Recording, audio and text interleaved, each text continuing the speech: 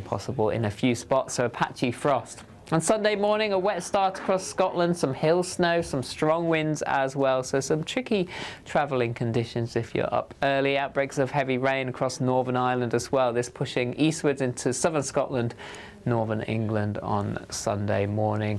A bright start further southeast you go, particularly across southeast England. Cloudy skies across Wales, the West Country, a few spots of light rain and drizzle. But the sunshine across the southeast soon being replaced by cloud as this weather system slowly pushes its way across the rest of the country through Sunday morning into the afternoon. But it does mean it brightens up across parts of Northern Ireland and Scotland, but blustery showers here. These again a mixture of rain, sleet and snow. Gusty winds, particularly around the coast, making it feel quite cold here, and chilly for England and Wales as well, 11 or 12 degrees with the cloud and rain around, and some fairly brisk winds too.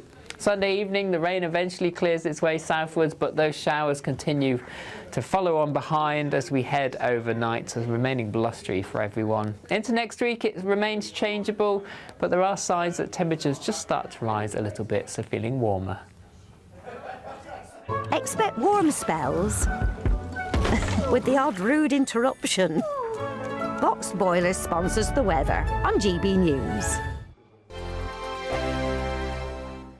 A camper van and cash could be yours in our very latest Great British Giveaway. You could be driving away in this brand new Benavan 122. This 2026 model, worth over £67,000, comes with all of the mod cons you'd expect. And that's not all, as you'll also get an incredible £25,000 in tax-free cash to boost your bank account this year. For another chance to win a camper van and cash, text prize to 63225. One entry costs £2.50 plus one standard network rate message, or text bonus to 63225. 5 entries cost £5 plus one standard network rate message. Go to gbnews.com/win. Entries start at £2.50. Call 0903 686 3232. Calls cost £2.50 plus your network access charge, or post your name and number to GB20 PO Box 8690 Derby DE1 9TT. Entrance must be 18 or over. Lines close at 4 p.m. on the 1st of May. Please check the closing time if listening or watching on demand.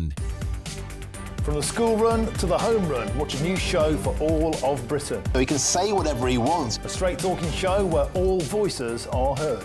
And, you know, when are we going to stop talking about smashing the gangs and actually do it? With the stories that matter from every part of our country. There's a bit of a crash landing there for your Chancellor. Bold, fearless and standing up for you. That's me, Martin Daubney, 3 p.m. till 6 p.m, weekdays, here only on GB News. The People's Channel, Britain's news channel. Westminster's full of talk, but out here, it's the real world. Am I allowed to talk now? No, that's it. This is where it matters, real people and real lives. That's what politics is all about. In fact, has Trump made a good start? No. Straight answers, no spin, and just a couple of pints. How many fingers have I got up? About 10. So join me for Lee Anderson's Real World every Friday at 7 p.m, only on GB News. The People's Channel, Britain's news channel. You want to know what's really going on in the corridors of power? Labour don't know what to do with you half the time, and that makes you quite lethal in the chamber. Get behind the headlines with Chopper's Political Podcast. Join me, Christopher Hope, as I sit down with the great and the good of British politics. We'll see where this ruling takes us. These are the stories shaping our nation. Chopper's Political Podcast, available now on all platforms. Listen in and stay ahead. Decisions made in Washington aren't just shaping America, they're shaping Britain too. From migration to global security, from crime to health. Whatever happens in the White House today will be felt in your town or city tomorrow. That's why The Late Show is live from Washington, D.C. Cutting through the politics to show you what it all means for Britain. The Late Show live every night at midnight. Only on GB News, Britain's news channel. All too often, people will be sitting at home watching a press conference live, and they'll hear loads of questions being asked, and they'll be thinking, that's not my question, that's not my concern. We don't care whose feathers we ruffle. We ask the questions that you want answering. You're all standing on the street protesting and wanted to have an open discussion. My name is Patrick Christie's. I do a show for GB News in the UK. Is it possible to talk to you quickly? Journalism in this country has been a cosy world full of groupthink, until now. Well, this is the best view ever of Whitehall, looking out across all the tractor drivers of England who've come together to make their point. Hello, so as you can see, I'm here in Westminster as the protest begins. Yes, I'm very much in the thick of it. Look, we're challenging narratives here at GB News, and that's what sets us apart.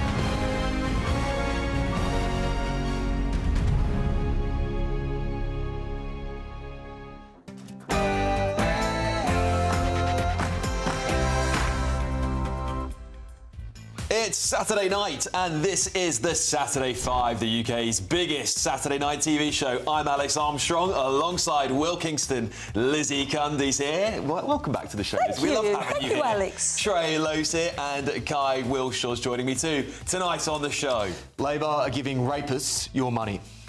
Am I the only one sick of Nanny State Starmer? And do these WhatsApps reveal deep-rooted anti-Semitism in the Green Party? And selective outrage is failing women. And no, it's not over. Labour can win back those left-behind voters. Good luck with that one, Kai. Look, it's 6 p.m. and this is the Saturday 5.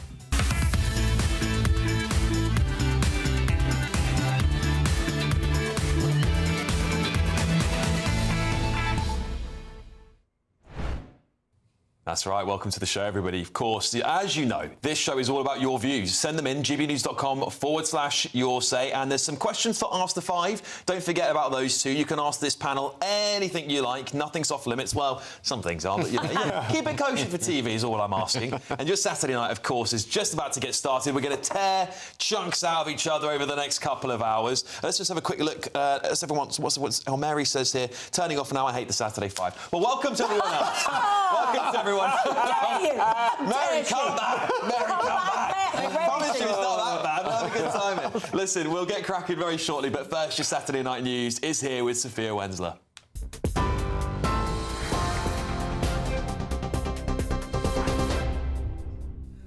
Alex, thank you. Good evening. Your top story is at 6:01. Yemen's Houthis have joined the Iran war, launching missiles at Israel for the first time since the conflict began. It's understood the missiles were intercepted, but the Iran-backed group insists they will continue to strike until all aggression ends. It comes after Donald Trump's special envoy, Steve Witkoff, says he's hopeful talks with Tehran will take place within the coming days. Meanwhile, attacks have continued across the Gulf. 12 US soldiers have been injured at a military base in Saudi Arabia, and an Israeli missile strike has killed at least 3 people, including 2 journalists in Lebanon. The Metropolitan Police have begun arresting a group of Palestine Action supporters in London. It comes days after the Met announced they will resume arresting protesters for holding signs in support of the banned group. The force said in a social media post that 18 people are staging a protest in support of the banned group outside New Scotland Yard. It comes as an estimated 500,000 people gathered in the capital for the Together Alliance march against what they call far-right ideology. Activists have been waving placards that read, "Refugees are welcome here and migrants make our NHS." It comes 7 months on from the Unite the Kingdom rally organised by Tommy Robinson. A suspected bomb attack in Paris has been thwarted by French police. A man allegedly tried to ignite an improvised explosive device outside a Bank of America building in the French capital. An investigation into alleged terrorism-related offences has now been opened. Experts are warning pregnant women and cancer patients in England could face a life-threatening delay because of a growing shortage of sonographers. A census by the Society of Radiographers reveals the vacancy rate is over 38% in some areas and that 1 in every 13 are planning to retire within the next year. The Department of Health and Social Care says it's taking action to reduce pressure on diagnostic services. Tiger Woods has been released on bail after being charged with driving under the influence when he rolled his car in a crash in Florida. The golfing star was apparently unhurt in the collision with another vehicle, but was held in county jail on what was his second DUI charge. 50-year-old Mr. Woods now faces a driving ban of up to a year and might even have to fulfil community service. Those are the latest GB News headlines. Now it's back to the Saturday 5.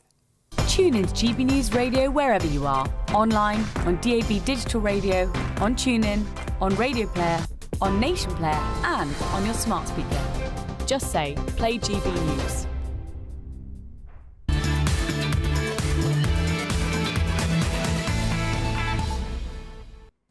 It's Saturday night. You're with the Saturday Five. We've got a massive 3 hours of debates, hot topics, and brilliant interviews. Before we get started, Dennis here says, is Kai feeling all right? Kai, are you feeling all right? Yeah, I am. Somebody, who else was asking if deluded Kai has taken his medication? Don't worry. I've also made promises not to shout. Oh, yes. Yeah. I was told off. You were a bit shouty last week. I was a bit shouty. Who told you off? Punchy. It Who was told you off? British and proud. Told me off. Well, that sounds about right, actually. That sounds about right. Well, we're going to have fun tonight. I promise it's going to be a really, really entertaining show. Please keep your comments coming in. I'm going to read loads out over the next couple of hours. And, of course, Kai will be taking over for me on the Saturday 5 Extra, so that's a good time to really get those messages into Kai, because he'll be reading all of them. All right, look, I'm going to kick us off. I'm going to kick us off with the show tonight, because those Green Party WhatsApp messages were leaked. And here's what some of them said. Jews are an abomination to this planet. Those are exact words from the Green Party's, some of their activists, that they had said in these leaked WhatsApp messages. One activist wrote, they were Jews, and we should not be afraid to say it. They were Jewish supremacists. Enough of being scared of hurting their feelings while they murder, bomb and starve children. They are an abomination to the planet. Tope Olawonyi, I think that's the right way of saying that person's name, a Green councillor, candidate standing in Havering at the May 7th local elections, shared posts on X claiming there was proof that the Golders Green ambulance attack was an inside job. She also reposted content describing the arson as a false flag that had been a monumental disaster. Well, following the arrest of 2 British nationals in connection with the incident, Mrs. Olawoyin wrote, I can say with almost absolute certainty that the men arrested are white, probably even Jewish, because we all know for a fact that if they weren't, their names and pictures would be everywhere in capital letters. Well, interestingly, prior to this, Green Party leader Zach Polanski sent his activists a briefing that said this. Those who oppose us will be looking for the opportunity to say that we're a bunch of unpleasant, vengeful anti-Semites. They will seek to bait us into making statements emotionally and smear us whenever they can. Don't take the bait. Our cause is a righteous one. We are the good guys. That's all in quotes from Zach Polanski, by the way. It's an interesting change of heart, though, because when he wasn't leader of the Green Party, he sent this message on X to now former Deputy Leader Shahrar Ali, who comes on this show regularly. Shahrar, during your speech, you asked if there was a problem with anti-Semitism in the Green Party. I'm glad you now acknowledge there is. I agree it's important not to get hysterical or disproportionate about anti-Semitism, but it's equally important, though, not to empower it by masquerading it as criticism of Israel. Those were Zach Polanski's words. What changed, Zach? What changed? So when you call when your people call Jews an abomination to this planet, Zach, and you fail to call it out, your righteous cause turns into veiled anti-Semitism, doesn't it? And the face of Jew hatred seems to be disguised in green clothing. Right. Lizzie, I don't know if you've seen these WhatsApps. What did you make of them? Absolutely appalling. Yeah. Absolutely shocking. And I hope people now can see what he's really about, Zach Polanski. I mean, I know, Labour are very scared of him at the minute, but I'm afraid this is absolutely out of order. And no wonder my friends from the, I've got a lot of Jewish friends, they are scared to be living in this country now. I know, you at the protest today, that another weekend they couldn't be in London. Yeah. This is how frightening it is. Yeah. And no wonder they don't want, don't feel safe to live in this country anymore. Yeah, it's shocking, isn't it, Will? Because when we see, I mean, look, a few activists don't represent a whole party, sure. but there'll be a sample, won't they? There'll be a sample of them. And the Green Party leader still hasn't called it out. No, he hasn't, because he knows that would be a threat to the Islamo-leftist alliance, which binds that party together. I think the most interesting thing about this is that message from Polanski where he said, our cause is righteous, we are the good guys, because that says all you need to know about the modern left. They feel completely fine saying this sorts of garbage because they feel that the ends justify the means. They feel that they are morally doing the right thing, and as a result of that, that justifies all sorts of evil behaviour. You don't get that sort of mentality on the right. You just get that from the kind and compassionate people on the left. Is that fair, Trey? No, it's not. Do you know, every week I sit here and talk about this film, and Will, you're really good at that. You talk a lot about this collective responsibility. So Muslim grape gangs, all Muslims are somehow... I think it's the same nonsense you see on the left, isn't it? IDF does something. We can all agree some of what they've done certainly has been questionable. Every single Jew somehow is to blame for it. And that is what's happened when you shift the Overton window and it becomes normalised to criticise people, to say certain things. That's the issue here. People have been emboldened. They're going to say what they want. Some people are going to blame Jews for every ill in this world, like they've done for millennia. Other people are going to blame Muslims. And that's why the language needs to change, where there's no more of that criticising of Jews, no more of this blanket criticising of Muslim. And we need to literally come together and not speak like that about any of these groups. Yeah, but that's not what they want, is it? The Green Party don't want that. They're almost as divisive as I think Reform are. And it's ironic that they say that they want to be not to be seen as unpleasant, vengeful anti-Semites, because that is what a lot of them are. And I know that because they left the Labour Party when Keir Starmer became leader. Well, think what you like of Keir Starmer, right? But one good thing he did is kick a lot of those people out. They're dangerous, loony, divisive lefties.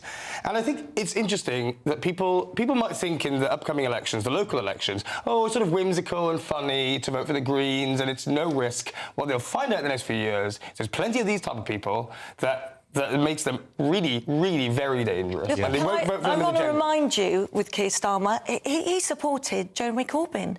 He said he would make a great Prime Minister. Let's not forget that. Yeah. No, you make a good point. At that time, you know, the membership was quite different. And Keir Starmer for a while did support that. OK, well, Lizzie's raised a good point. Is Zach Polanski doing the same thing that Keir Starmer did when the tables were turned? What do you mean? In the sense that when the party was infiltrated with these people, as we could put it lightly, I think, in the Labour Party, Keir Starmer was out supporting Jeremy Corbyn's leadership at the time. Is Zach Polanski now just not doing the same thing that Keir Starmer did just a few years ago? Well, I don't think Keir Starmer, to his credit, number one, necessarily realised, you know, he didn't know who all those hundreds of thousands of people were who joined the Labour Party. It probably became apparent to him later on, after which point he... But he knew Jeremy Corbyn's got rid of Corbyn, and he backed him twice. But he got rid of that tendency for a reason. Clearly realised, clearly something changed for Keir Starmer. Do you buy it? No, I don't buy it, because the Green Party's popularity relies on racial division. They rely upon this oppressor-oppressed paradigm in order to get votes and to appease to particular minority groups. We saw during the week, Mothin Ali put out a promotional video in which he specifically called out particular ethnic groups, and then he said, well, in opposition to all of these white guys, specifically trying to put everyone in boxes. The Green Party relies on ethnic division. That is exactly what their people want. Is that really fair? Is that really fair, Trey? Because I mean, to provide some balance here, the Green Party would argue, actually, look, we have got a difficult subsect of people, but the vast majority of that party would deny that they are anti-Semites. They would say they're anti-Zionist. That would be what they would say. Yeah, they would do. And let's be honest, the Green Party exists because people are fed up of Labour in the same way Reform exists because people are fed up with the Tories. You can't police every single person that's going to be in there. Of course you're going to have people who are going to blame Jews for everything, and if they find their natural home there, they're going to stay there. I think they need to be kicked out, as simple as that. But like I've said before, once you normalise this kind of hate speech, that's pretty much what it is. Reform does it, the Green does it, they both rely on it. Once you normalise it, of course it's going to happen. Alex, can I call out that point around anti-Zionism? Because I think that's also a really interesting component of this. I'm not saying that anti-Zionism de facto equals anti-Semitism, but there are so many people now who use it as a convenient way to say anti-Semitism without really saying it. That's very true. That's definitely true, but I think the other thing that would be dangerous is if we don't get to criticise any nation-state for what they do. That's dangerous. But you're right, I think a lot of people just hide behind the smokescreen of anti-Zionism. Really, they absolutely have a hatred of Jews. Lizzie, Reform UK would argue, because there's been a lot of criticism of Reform UK tonight as well, Reform UK would argue that they've been taking one of the toughest stances as a political party. They've sacked a lot of people that have spoken out or said anything that's out of line or racist or anything along that far quicker than it took Labour to expel some people who were in government. No, I think that's really good, and I think we should applaud that. I mean, Nigel, if he's not happy with what anyone said, he makes a stand about it and says so, which I think more parties should do. Do you think I think the Green Party, look, that's in writing. That someone should come out and I mean, that's disgraceful what is being said there. I'm appalled by it. I've not seen many Reform candidates being kicked out of the party in the last few weeks. It's been many stepping down of their own accord, and by the way, also many stepping down because they don't like the approach of the party and they don't feel support from the party. That's what I've been seeing on Twitter. To be fair, in the last few weeks. And to be fair though, I do think the media have an unfair bias when it comes to reporting about Reform councillors stepping down. In fact, there's an account that keeps track of how much this is reported in the press, and Reform is massively overweighed when it comes to councillors stepping down versus Labour and the Conservatives and other parties which have just as many people leaving and quitting. It's just not reported on as widely. And I'll get those stats up after the break. But I think we just to be completely fair about that, I think that's worth saying. Only this week, Reform got rid of a councillor who was seen to be making a Nazi gesture. Yes. No. Corey Edwards stepped down. Yeah. He wasn't I'm sure he was pushed. He stepped down when it became obvious that more was coming out. More did come out. He was video of him drink driving came out yesterday. The final point I was going to make is that does every political party suffer with the same issue? Because this is not just unique to the Labour Party, to the Tories, to Reform, to the Greens. I don't think we've seen a government that has had so much sleaze and so much chaos and fiasco than this government. I don't think every Keir Starmer does. has not apologised. He never even says, oh, this is on my watch, I'll apologise. Look at Mandelson. He wriggles his way out yet again. I don't think it's every party. I can't recall too many, for instance, Lib Dem party members, actually. No, it's true. Tell the truth, can you? There's definitely more on the extremes. I have to agree with you. I don't think I've seen much coming from the Lib Dems, but then again, I don't really hear much from the Lib Dems at all. I was about to say, you need to actually have some beliefs in order to have bad beliefs. All right, look, GB News contacted the Green Party regarding this story, and a Green Party spokesperson said this exchange does not represent Green Party views. That's it. It's very fair. Very fair. That's pretty good. Well, it's pretty straight to the point, isn't it? At least you get those long answers sometimes. Those long wafty. Will, you're up next. Will, what have you got coming up? Yeah, every week I think we've hit rock bottom on the illegal migrant crisis. Every week I'm wrong. The latest shocking story coming up after the break.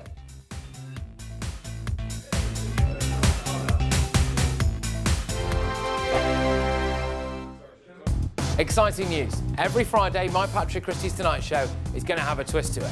We're welcoming some special guests. You.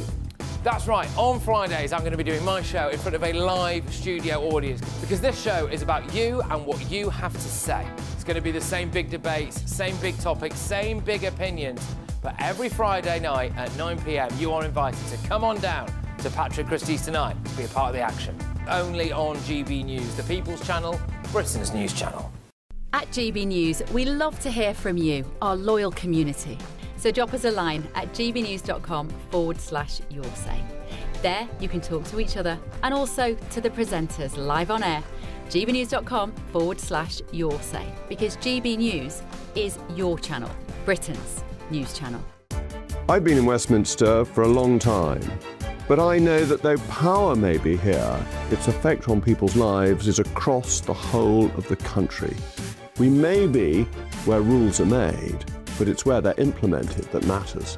Join me, Jacob Rees-Mogg, for forthright and frank discussion on where Britain has come from, where it's going, and where it will end up. That's State of the Nation, Monday to Thursday, 8 to 9 o'clock. Vox Populi, Vox Dei. Join me, Nana Akwe, for an informative, interactive news programme with a difference. It's fun. No, he didn't say that, Dave. I'm so surprised. I think there's an element of truth to that. Join me from 3 p.m. every weekend, only on GB News, Britain's news channel. Every week there are stories that shape the national conversation. Well, to be discussing that. And on Saturday Morning Live, we break them down. Is that true? This is fascinating, isn't it? The politics, the headlines, the debates everyone's talking about. And the questions that you want answered. Do you think that was a legitimate attack for him to make? What led you to set up this fantastic movement? You know what? It's a great question, Olivia. So what are you waiting for? Your weekend starts here. Saturdays at 10 a.m, only on GB News. As soon as it hits 11 and the headlines come in, The Late Edition brings you the breaking news from all the front pages. because the news is going to happen. So get a head start today. Patrick Christie's Tonight, Late Edition. Alex Armstrong Tonight, Late Edition. From 11 o'clock every night. Only on GB News, the People's Channel, Britain's news channel. From the school run to the home run, watch a new show for all of Britain. He can say whatever he wants. A straight-talking show where all voices are heard. And, you know, when are we going to stop talking about smashing the gangs and actually do it? With the stories that matter from every part of our country. There's a bit of a crash landing there for your Chancellor. Bold, fearless and standing up for you. That's me, Martin Daubney, 3 p.m. till 6 p.m, weekdays, here only on GB News. The People's Channel, Britain's news channel.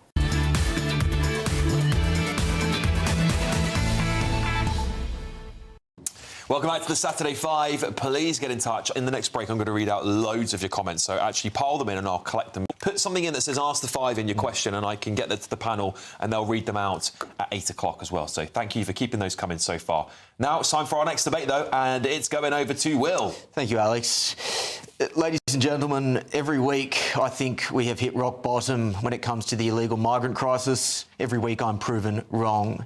And this week was no exception. The Daily Mail yesterday revealed that 2 Eritrean illegal migrants wanted for gang rape in Denmark were welcomed into this country off an illegal boat. They were given taxpayer-funded housing and benefits for almost 18 months before finally being shipped back to Denmark for justice.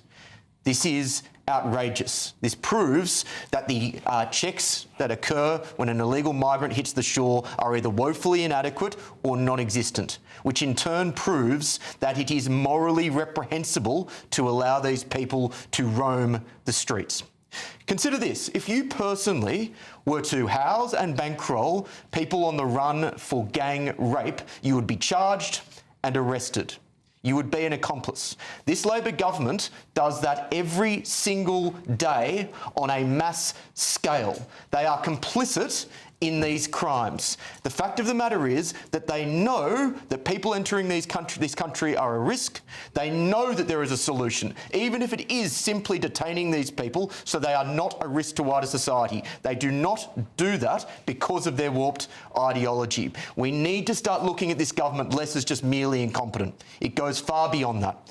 This story this week proves beyond a shadow of a doubt that they are complicit in some of the worst crimes imaginable. We need to start looking at this as a matter of criminal negligence, if not getting these people in front of a judge, at least looking at this from a moral dimension, because it is just now beyond the pale.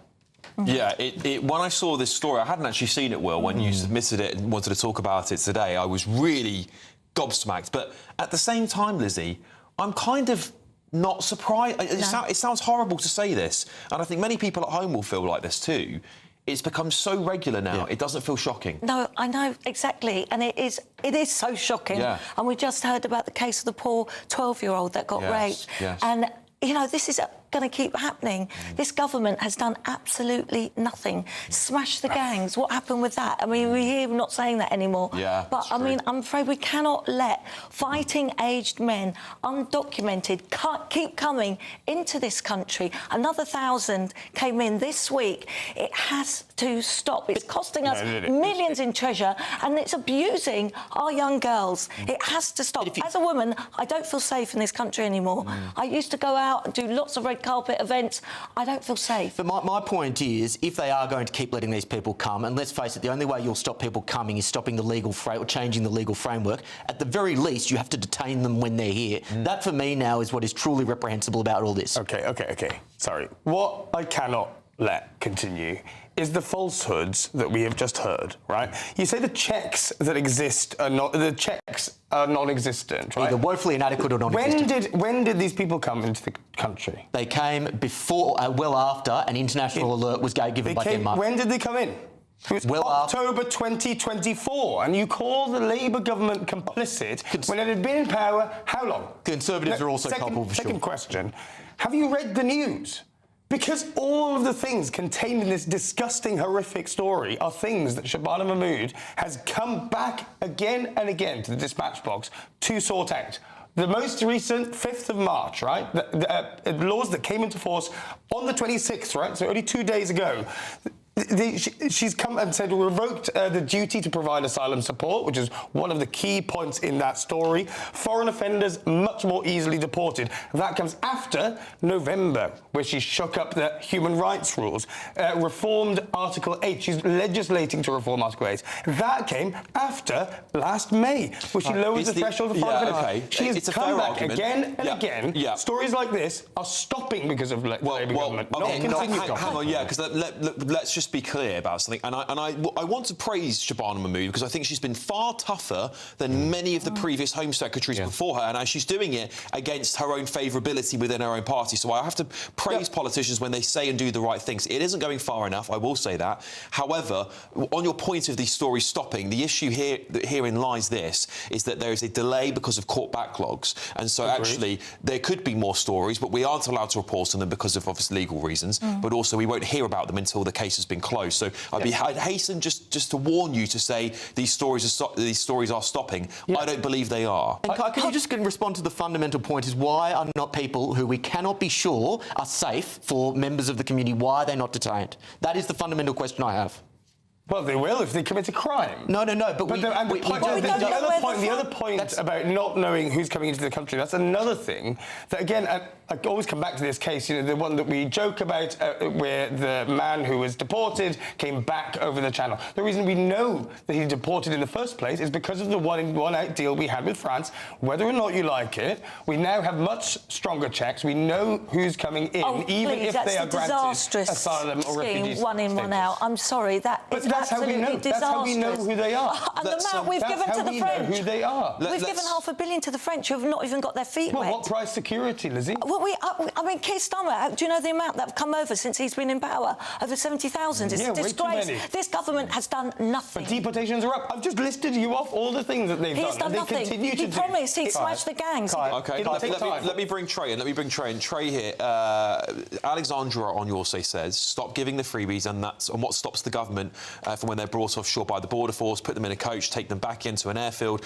Basically, I think what Alexandra's trying to say is we need to stop the incentives for people to come, of which there are many. Yeah, I do agree. I literally am of the opinion that having even a British passport should be such a privilege that it's so hard to get. I definitely think these guys are right. But the only thing I don't like when I hear it from that side is, and I'm going to speak about this, is the selectiveness of it. I mean, you talked about not wanting to go out because you're worried about getting attacked, when we've got stats that say 1 in 4 women are going to be attacked by someone they know. So it feels a little bit selective sometimes. When it's a migrant, oh my God, everyone's up in arms. No, but when I've it's had someone the actual homegrown, experience. people are not. I've actually had the experience. No, I'm not devaluing your experience, but I wish it was collective, because Will's right. Ultimately, it's the victims I care about. You know, people like that should be completely removed from the government, and whoever's culpable should be in trouble for that. Will is right, but sometimes it just feels a bit selective. Well, let's wait because I want to get into a topic on that one. I don't want to ruin it for the audience. So let's park that, because I would like to have that conversation in full.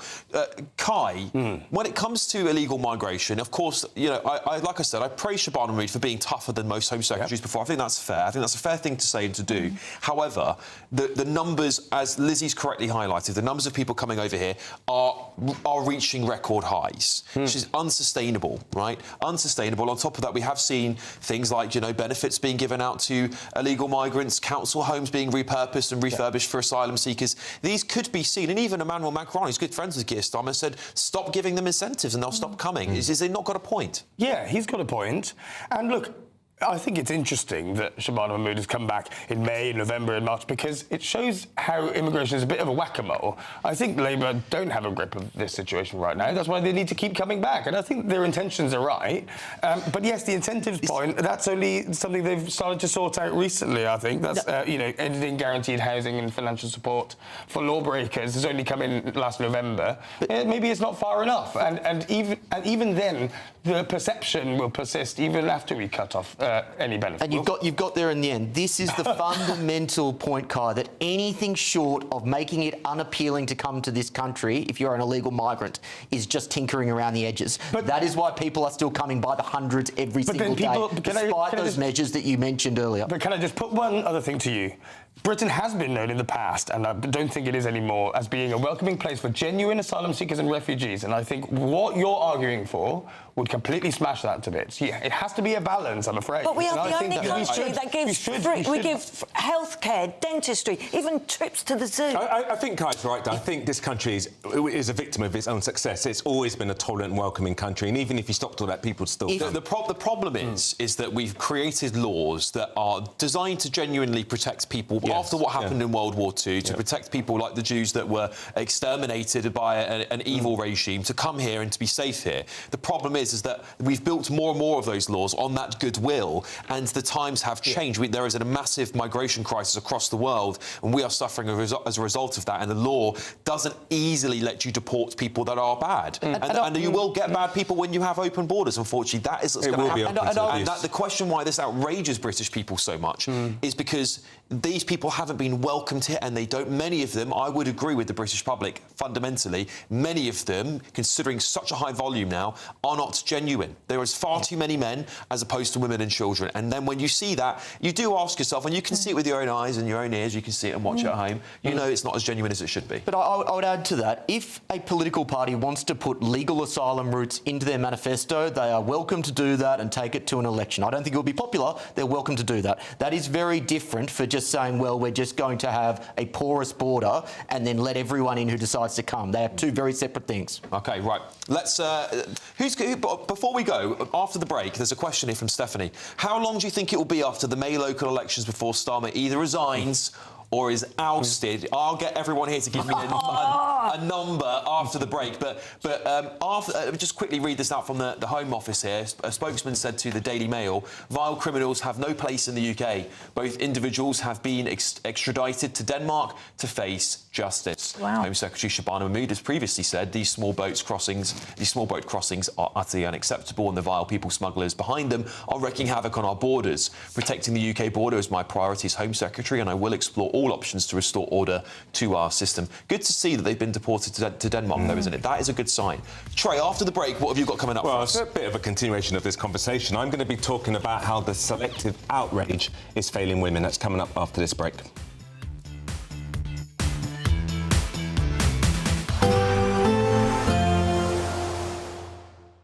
Ready to soak up that holiday sunshine? Won't we need some cover? No worries. All sorted. All Clear Travel Insurance sponsors GB News travel destinations forecast.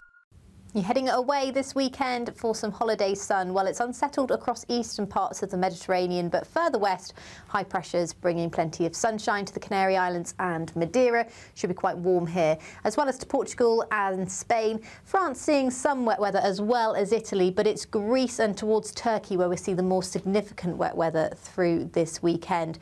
Looking further ahead, does look to become somewhat drier, and it turns much warmer for Tenerife. Bye-bye. All Clear Travel Insurance sponsors GB News travel destinations forecast.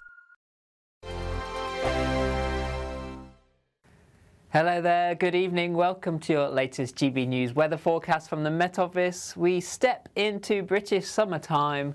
Tonight, the clocks go forward an hour, but it doesn't change the weather. We continue to see showers and longer spells of rain. High pressure around the edge of it, giving some strong winds, some showers at the moment, but we will see some longer spells of rain moving in tonight. So a quiet end to the day. Some showers still around, turning quite chilly as winds fall a little lighter across England and Wales. A patchy frost developing here overnight, but turning wetter and windier across parts of Northern Ireland, northwest Scotland. Here temperatures 4 or 5 degrees. Towns and cities elsewhere, low single figures, a touch of frost as I mentioned in the countryside. But it does mean sunny spells across England and Wales first thing, a different picture across Scotland. A wet start to Sunday. Outbreaks of heavy rain, some hill snow as well, some strong and gusty winds, and temperatures between 3 and 7 degrees. A wet picture across Northern Ireland, and this rain pushing eastwards into southern Scotland, northern England quickly on Sunday morning. Cloudier skies for Wales, the West Country, 1 or 2 splashes of rain.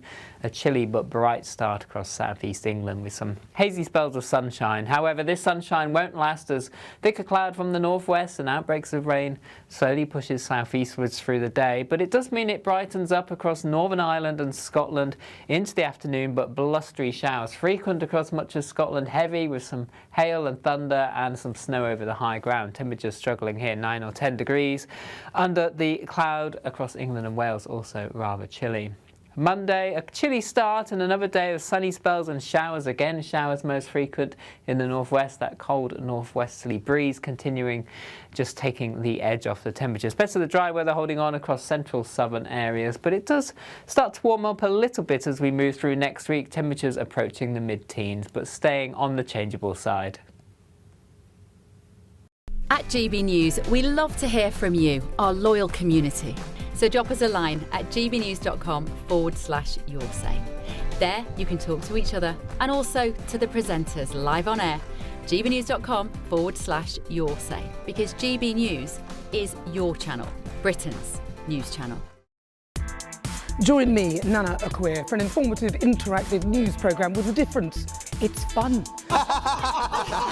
No, he didn't say that, Dave. I'm so surprised. I think there's an element of truth to that. Join me from 3 p.m. every weekend, only on GB News, Britain's news channel. Breaking news, live updates, stories that matter. From the heart of the GB newsroom to every corner of Britain, with our team of dedicated journalists across the UK. GB News bulletins are there to deliver the latest news that matters to you. Bulletins on GB News, the People's Channel, Britain's news channel. GB Loyalty Points is here. They're our way of saying thank you for spending time with GB News. Through commenting on Your Say, voting in You Decide polls and shaping the debate, you can earn GB Loyalty Points. Unlock rewards, reach milestones and climb leaderboards. Don't just watch our programmes, come and be part of them. Get started by scanning the QR code or go to gbnews.com/loyalty points.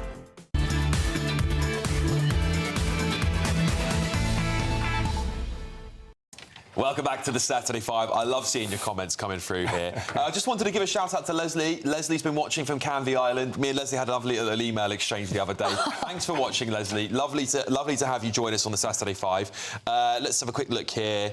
Alex, please mention what the EU have just agreed. Building detention centres and then deportation. That's from Bobbles. Yeah, they've actually had a bill which has been backed by the AfD in Germany get through the line. Can you believe it? So maybe the EU is going to get ahead of us. Can you believe that? Maybe you might get some leavers wanting to rejoin and the rejoiners wanting to leave. Wouldn't that be a real treat, eh? How bad must things in Europe be in order for the EU to be proposed or to be? If you think it's bad here, it's way worse over there. But look, let's get cracking on to our next debate. And Trey, what have you got for us? Right, so this is literally, in many ways, a continuation of our last conversation. So this week, the Deputy First Minister of Northern Ireland said the rates of violence against women in Northern Ireland should horrify every individual.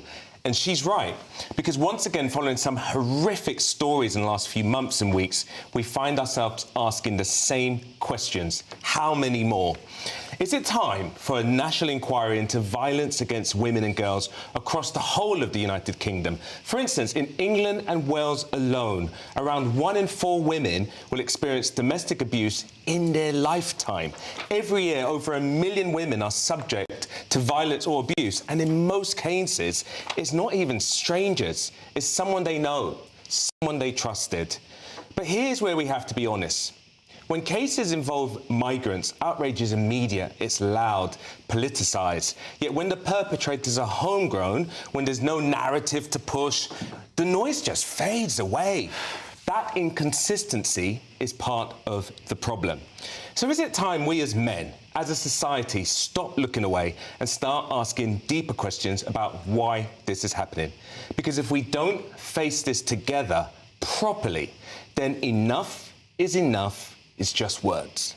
Lizzie, being the woman on the panel, I'd like to start with you on this. Yeah, I'm actually a victim of domestic abuse from an ex, and I am an ambassador of the charity Women's Aid.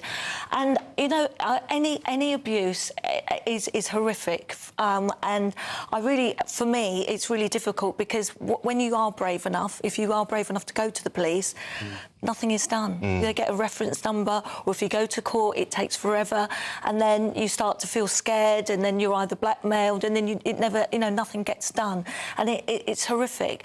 But you can understand why people are up in arms from the latest news on girls getting attacked by migrants. Next to my village, there's a hotel full of migrants, and the school are so scared. The girls can't walk past anymore. It changes the whole environment. The whole of village life is changed, and you have to understand that, how frightening it is for a woman. Trey, you are misunderstanding what the outrage is about. There has never been a society in human history where there hasn't been female-on-male violence. That is a tragedy, but it is, unfortunately, a reality. There never will be a society in human history to come where there will be no male-on-female violence. Unfortunately, that is something which you have to work really hard to try and prevent, and I would argue that at no point in human history has a government or a country worked harder than what we are now to stop that. The reason people are so angry is because you don't need to add to that by bringing in people, particularly from particular cultures, which are disproportionately numbered in those particular criminal statistics. It is because you're adding to the problem that you just mentioned,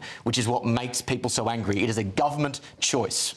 I think where I'm coming from a little bit here is, number one, as a man, I want to end this stuff when you hear this violence against women, like what you've just what you just described. I want it to end, but we're not having that same level of conversation that we have when it's a migrant. But did you see what I said? I'm not saying the migrant is an issue. I'm just saying I wish as men we could all be appalled, no matter who the perpetrator was.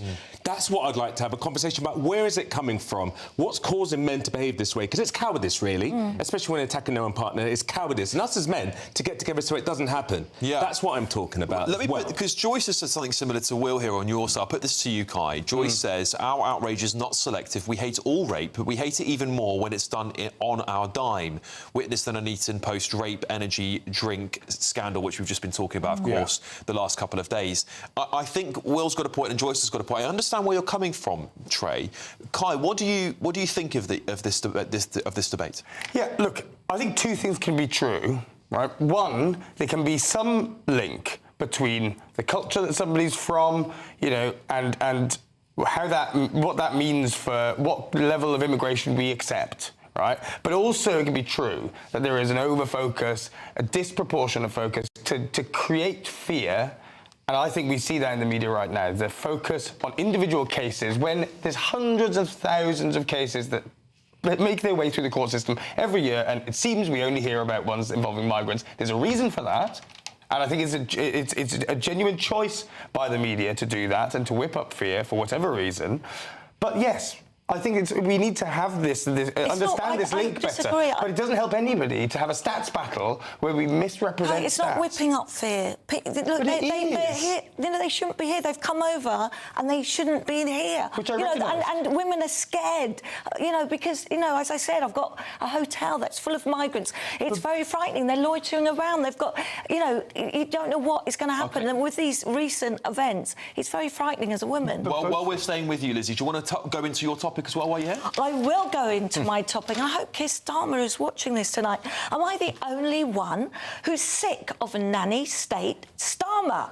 Well, since he's come into power, he hasn't stopped telling us what to do, from stopping smoking in the beer garden and even supervising brushing our teeth. And now he's telling us how many hours of screen time our kids can have.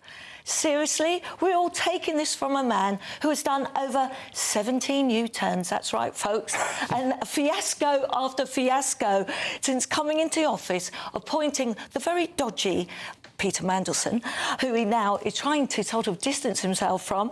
The man can't even answer a question at PMQs.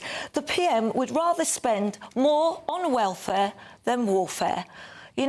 Is this the sort of Prime Minister we want to take advice from? I'm afraid this country has never been so vulnerable, so defenceless in all of history. I am so worried, with another 1,000 men coming over in small boats just this week. So what I say to Keir Starmer, take your head out of the international law book and please stop lecturing us and do something about this country. Yeah, I mean, Lizzie, I sort of agree with you on some things, right? I'm not Keir Starmer's biggest fan, I've said that. But on this screen time thing, surely you have to agree. Something has to be done. And can I tell you why, right? This week of all weeks you talk about this, when Meta and Google have just been in this massive landmark court case, one of many to come, that proves what we all know, right? We've been engineered to be addicted to our phones and to social media. And it's only getting worse because of parents not really parenting anymore. I was reading something by the National Literacy Trust that showed that parents who chat with their kids daily is down from 90% in 2019 to 70% in 2025. There's all sorts of other stats that are more shocking.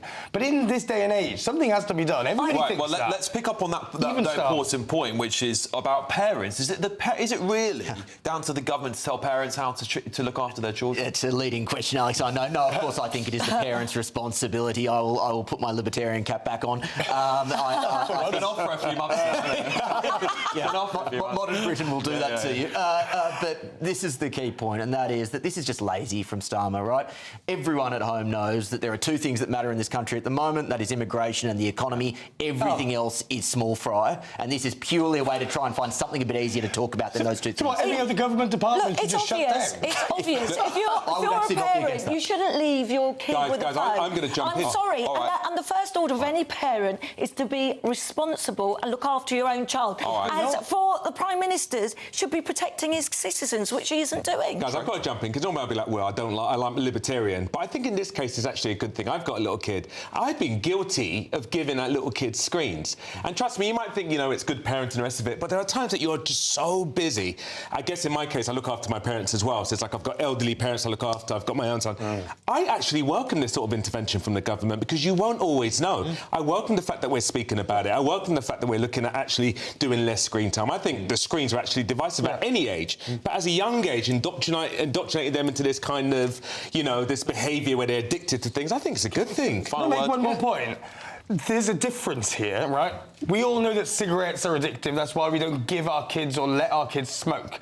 Most adults, most parents, frankly, don't realise themselves how addicted they are to social media and phones. So how are they meant to look after their kids against something that they don't know is Can you be responsible for yourself? Be responsible for what you put in your mouth. If you smoke, I don't have to go to Keir Starmer and say, is it all right, boss? Please take his nose out of our business. Let us be responsible for ourselves. Let us be a parent. I don't want to hear it from Keir Starmer.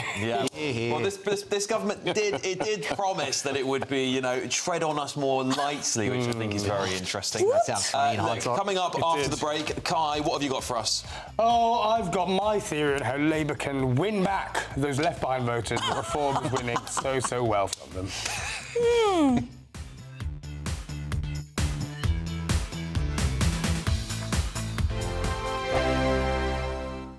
I'm Michelle Dewberry. This is Jubes & Co. with you. Hello everyone, Patrick Christie is here. GB News, Britain's news channel. Access the stories that matter to you. Take the GB News family with you on any device. And as long as you have an internet connection, tune in to GB News anywhere on the planet or beyond. GB News, the People's Channel, Britain's news channel. From cold mornings to warm family brunches, from football to tennis in the car, in the kitchen. GB News Breakfast is there. With the stories you need and the conversations that matter. Anyway, let's talk business. Well, it has been a historic night in British politics. It's astonishing, isn't it? We're here again to start your day just right. GB News Breakfast. Every morning from 6 a.m. Only on GB News. Britain's news channel. From the school run to the home run, watch a new show for all of Britain. He can say whatever he wants. A straight-talking show where all voices are heard. And, when are we going to stop talking about smashing the gangs and actually do it? With the stories that matter from every part of our country. There's a bit of a crash landing there for your Chancellor. Bold, fearless and standing up for you. That's me, Martin Daubney, 3 p.m. till 6 p.m, weekdays, here only on GB News. The People's Channel, Britain's news channel. Bold. They are under no illusion. Ray. Are you a human trafficker? Boundless. I've had enough of the nonsense, and I'm not afraid to say it.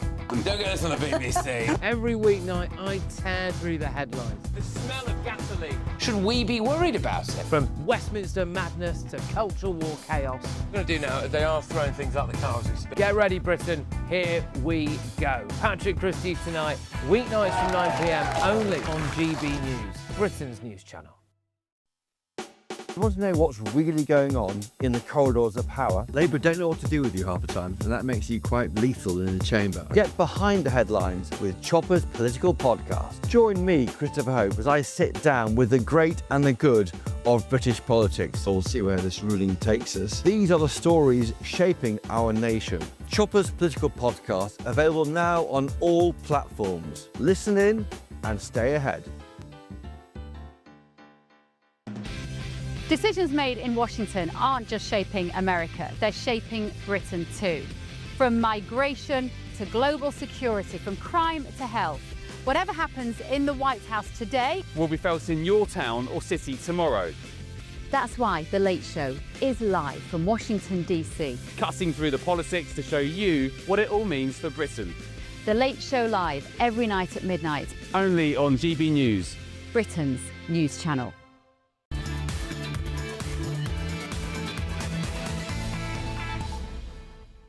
Welcome back. I forgot, didn't I, last break, that I would put to the panel how long they thought Keir Starmer would last after May 7th. Will? Movements will start immediately after that election, and then I guess 3 months until they can finalise that process. Lizzie? 24 hours. 24 hours? 24 hours. Who do you think will replace him? I think it's going to be Ed. Ed Miliband. Trey? I think he's going to last until the next election. Really do, yeah. Yeah. Really? No. Yeah.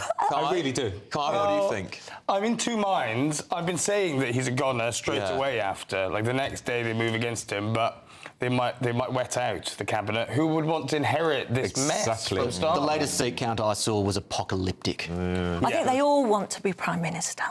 All right, well, look, let's get into it. On that point, can Labour win back its lost voters, including those who might not like Keir Starmer anymore? Take it away, Kai. Yes. It can.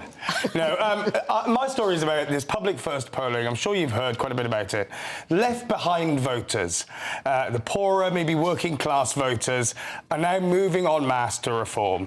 But they're not the kind of voters that are usually your typical reform people. In the past, they voted for mainstream parties. They voted 28% of them for Labour in 2024. In 2019, a lot of them actually voted Tory. But they're going reform, and even 12% are going Green. Now, here's the thing. I think Labour can win them back. They're not natural Faragists. They're not your typical reform people. They're quite ethnically diverse, quite urban. They're a bit divided on Brexit. They're angry and apathetic is the point. They might not vote.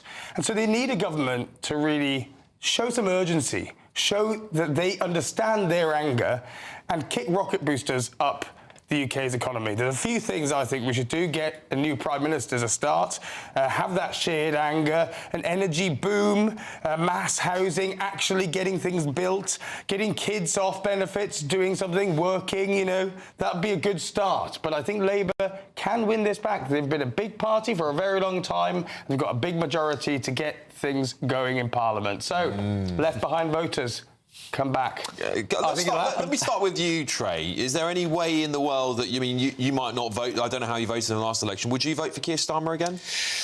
If I was being totally impartial, possibly. Yeah. But it would depend what happened. I think Shabana Mahmood is going to be a big part of that. Yeah. If she's going to do well with the immigration side, that's going to shut off a lot of that right-wing stuff a little bit. Your mate Ed would be disappointed to hear that. No, I'm just saying, if I was completely impartial, and I am really, I haven't voted since Tony Blair, to be honest. I think there's a possibility that it's going to be a Labour-Green coalition or a Labour-Lib Dem. I think it's going to shock people. I'll tell you one of the reasons why. I think tactical voting is going to come in against reform. I think that's what's going to happen. Interesting. Will? I agree with Trey that I think that is still a very distinct possibility that a Frankenstein Greens, Lib Dem, Labor coalition could sneak the next election, which is terrifying. Look, I don't necessarily disagree with what you just said. It actually sounded like a centre-right platform in many respects. What I would say is that movement of the working class away from Labor reflects a global trend amongst left-wing parties where they made a very conscious decision to ditch those people in favour of metropolitan identity politics loving elites and an Islamo-leftist coalition that is incompatible with the group that you just mentioned. Lizzie? There's no way back for Labour. What they've done to this country, what they've done to the hospitality business, small businesses, pubs closing like 3 a week, it's absolutely disgraceful. They said they were going to be the party of no sleeves. There's been nothing but sleaze and fiasco since he's come into power. His Chancellor should have stayed in the Halifax Complaints Department. Nothing wrong with the Halifax. He's been very good there. And his judgment, just look at Mandelson, one of the political scandals ever. He is a disgrace and he needs to go. He doesn't read the room. He doesn't communicate. He's no leader. He's let everyone down. Can I just put my 2 pence in as well? Because I think what's going to happen to the Labour Party is what happens to the Tories. I think you're going to have a very, very bad general election because I mean, look, I go out quite most weekends now, despite that destroying my sleep, obviously, in my life. and not out, unfortunately, onto what I call a lefties' day out, which is a protest march. And all I do is I meet people on the right, I meet people on the left, and there is no love for him. There is no love for the Labour Party anymore. And what you'll see today from the interviews I recorded this afternoon is that they don't believe Keir Starmer or the Labour Party anymore. They think they've been betrayed, and that's what I heard from Tory voters in 2024. I agree, but it's been, 2 and a bit years. There's time to get it back. Not with Keir Starmer, but with some economic populism, some bold moves. Go on, who would it be? Who would it be? If you could pick, who would you pick? Well, where's Streeting? But that's not going to happen. That's not going to happen. If you want economic populism... If you wanted to... Where's Streeting is an exceptional political performer. If I was Angela Rayner, I'd be thinking, how do I win him over? Have a coronation. All the men in the grey suits tell Keir Starmer, your time's finished, you've lost 2,000 council seats, get rid of him and have a... No, Mandelson ruined that, I'm sorry. There you go. They give a beer and a curry night. They can curry it over, couldn't they? Well, they got away with that one, didn't they? Anyway, loads more to come on the show tonight, including Scotland Yard reopening the investigation. I don't think they're reopening the investigation. I think they're looking at the CCTV footage of Morgan McSweeney's phone being stolen. We'll be talking about that very shortly. Stay with us.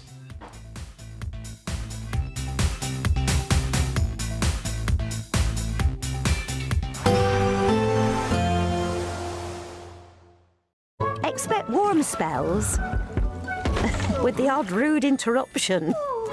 Box Boiler sponsors the weather on GB News.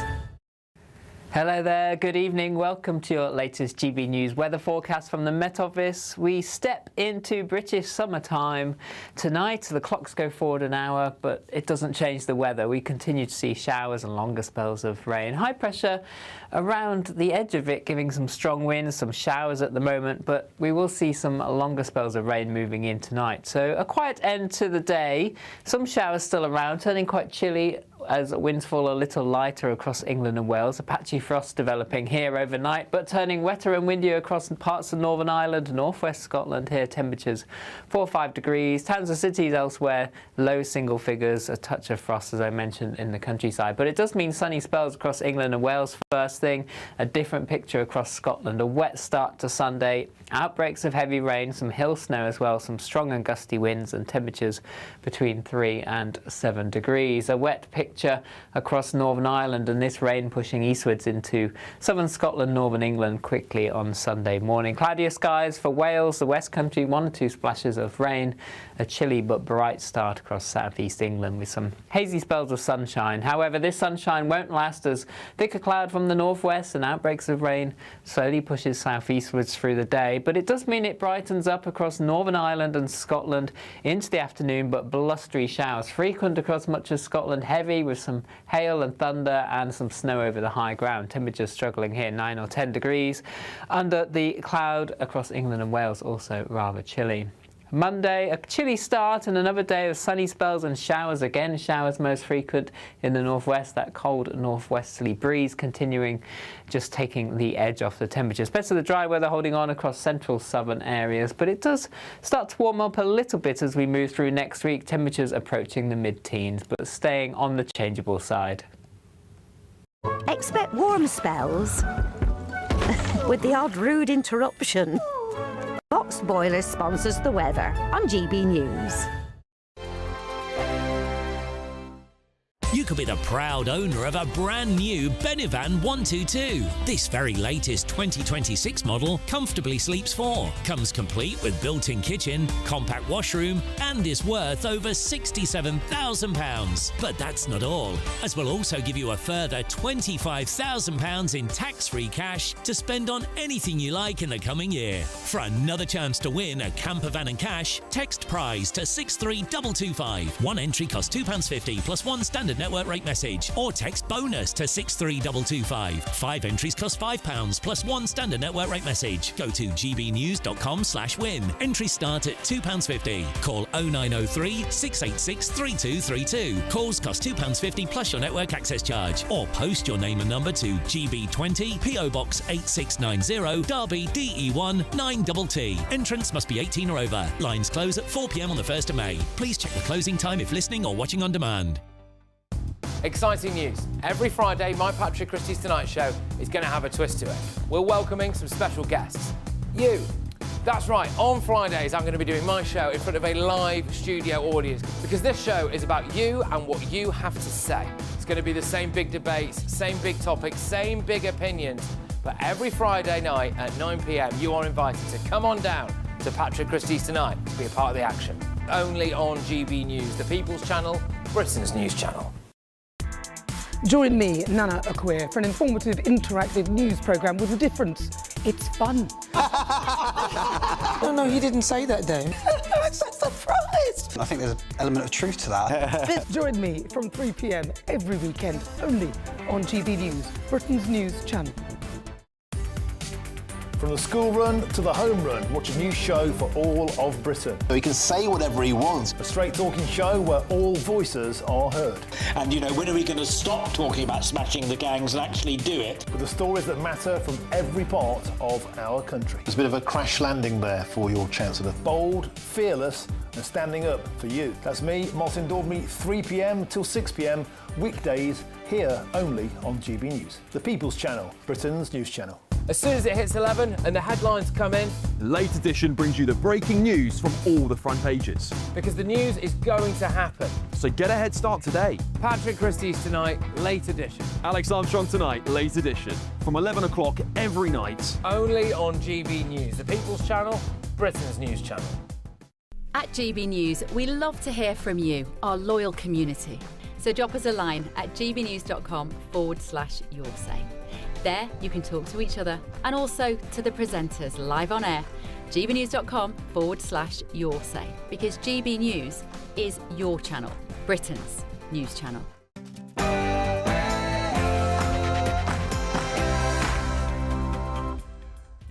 It's Saturday night, and this is the Saturday 5, the UK's biggest Saturday night TV show. I'm Alex Armstrong, alongside Will Kingston, Lizzie Cundy, Trey Lowe, and Kai Wilshaw. Tonight on the show, keep getting your questions in for Ask the Five. Is Farage right to say Britain's democracy is rotting from within? And Yemen-backed militia group the Houthis enter the Iran war with missile strikes on Israel. What does it mean for Britain? And police will be checking the CCTV to see what exactly happened to McSweeney's mobile phone. Oh, and plenty of trigger tantrums, your favourite part of the show, coming up. It's 7 o'clock, and this is the Saturday 5.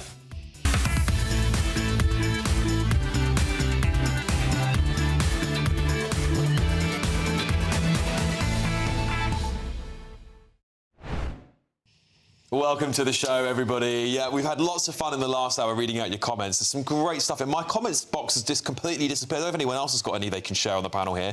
But you guys have been putting them through thick and fast in the last hour. Lots of debate, of course, around the topics we've been discussing tonight. But we've got loads more coming up on the show. So if once my computer works, keep them coming in, and I'll read some out in the next couple of hours or so. gbnews.com/yoursay is where to start. But before we get cracking, it's your Saturday Night News with Sophia Wensler.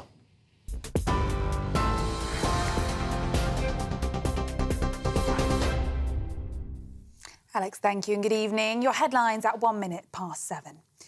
Yemen's Houthi rebels have launched a missile at Israel, marking the Iran-backed group's first involvement in the war.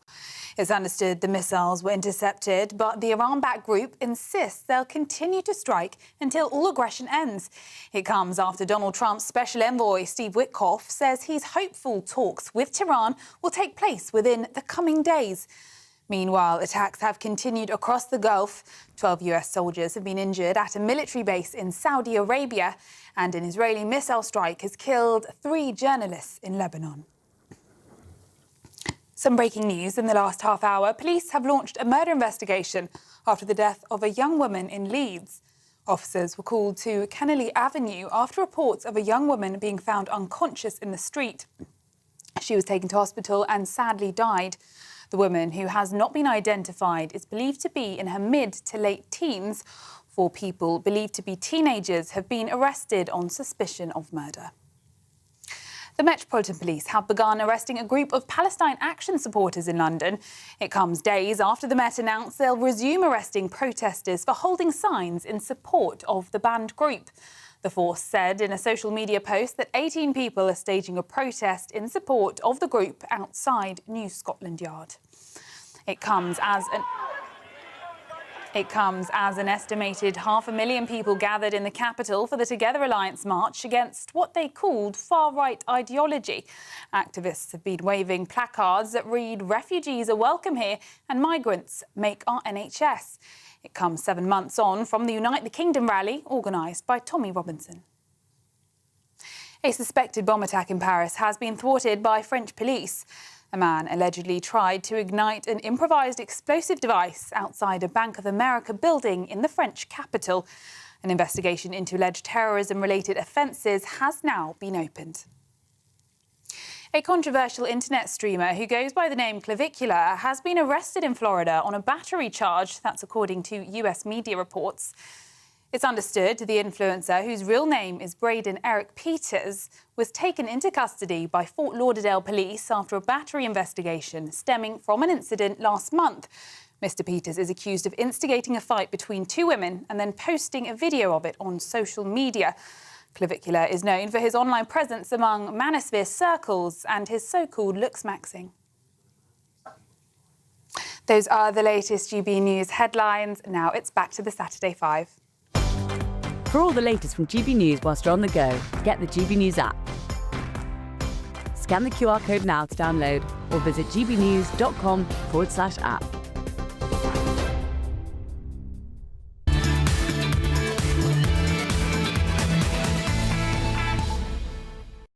Welcome back to the Saturday 5, everybody. I'm Alex Armstrong, and I can promise you're going to have a very, very lively hour here on the show tonight. Well, it's time for our main event. Well, Reform leader Nigel Farage says in today's Daily Mail that Britain's democracy is rotting from within and our electoral system is, as he says, clapped out. He made the claims after suggestions that family voting may have skewed last month's by-election result in Gorton and Denton.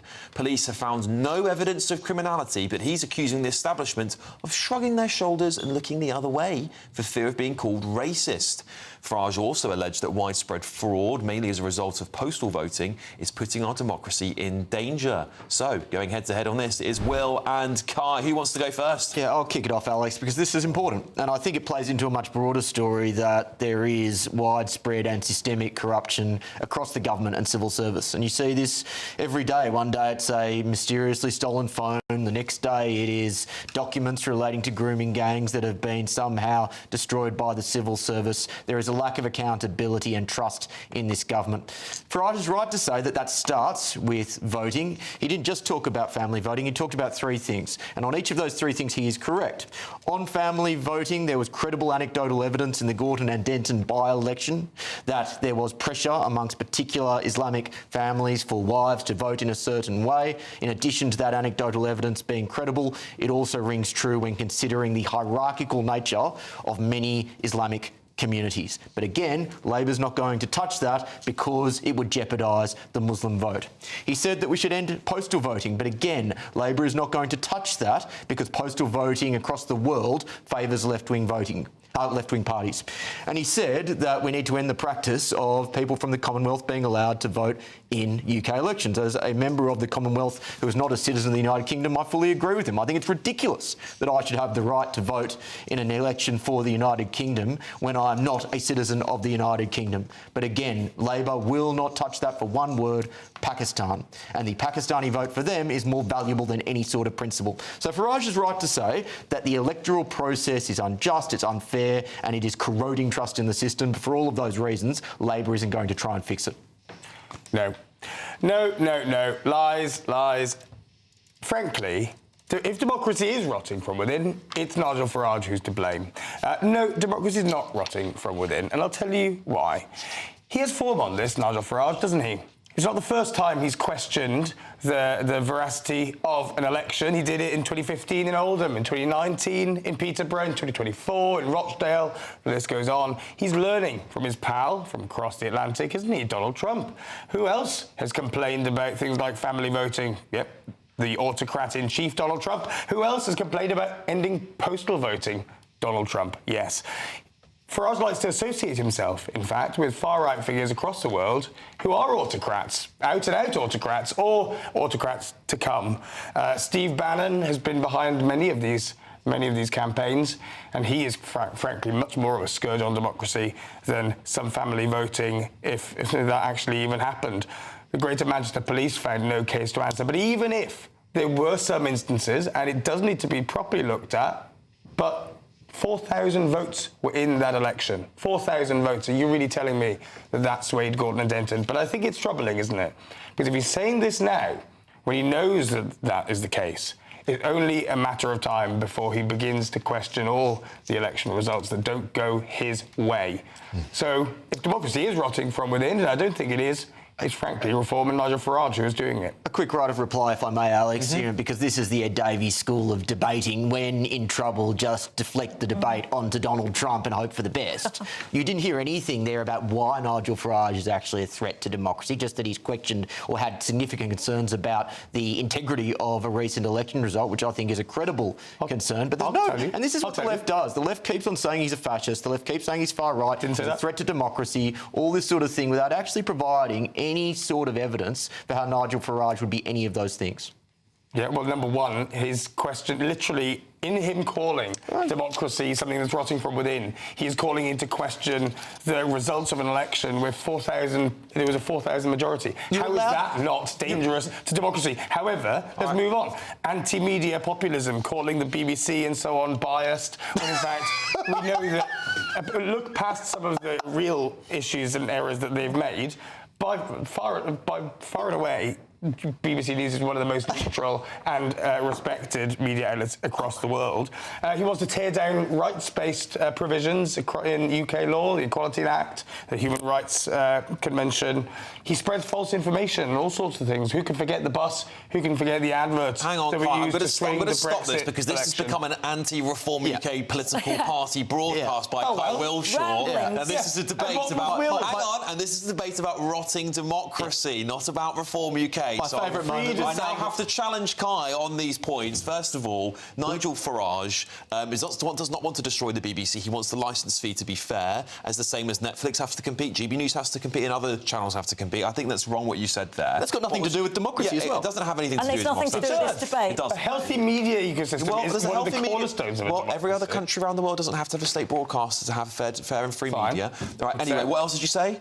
What else did you accuse Nigel Farage of? Did you not keep track? No, I can't, because you just waffle Getting on. rid of the human rights. I was accused of not giving any ideas about why Nigel Farage is a threat to democracy. Getting rid of the Human Rights Act, which again has nothing to do with democracy.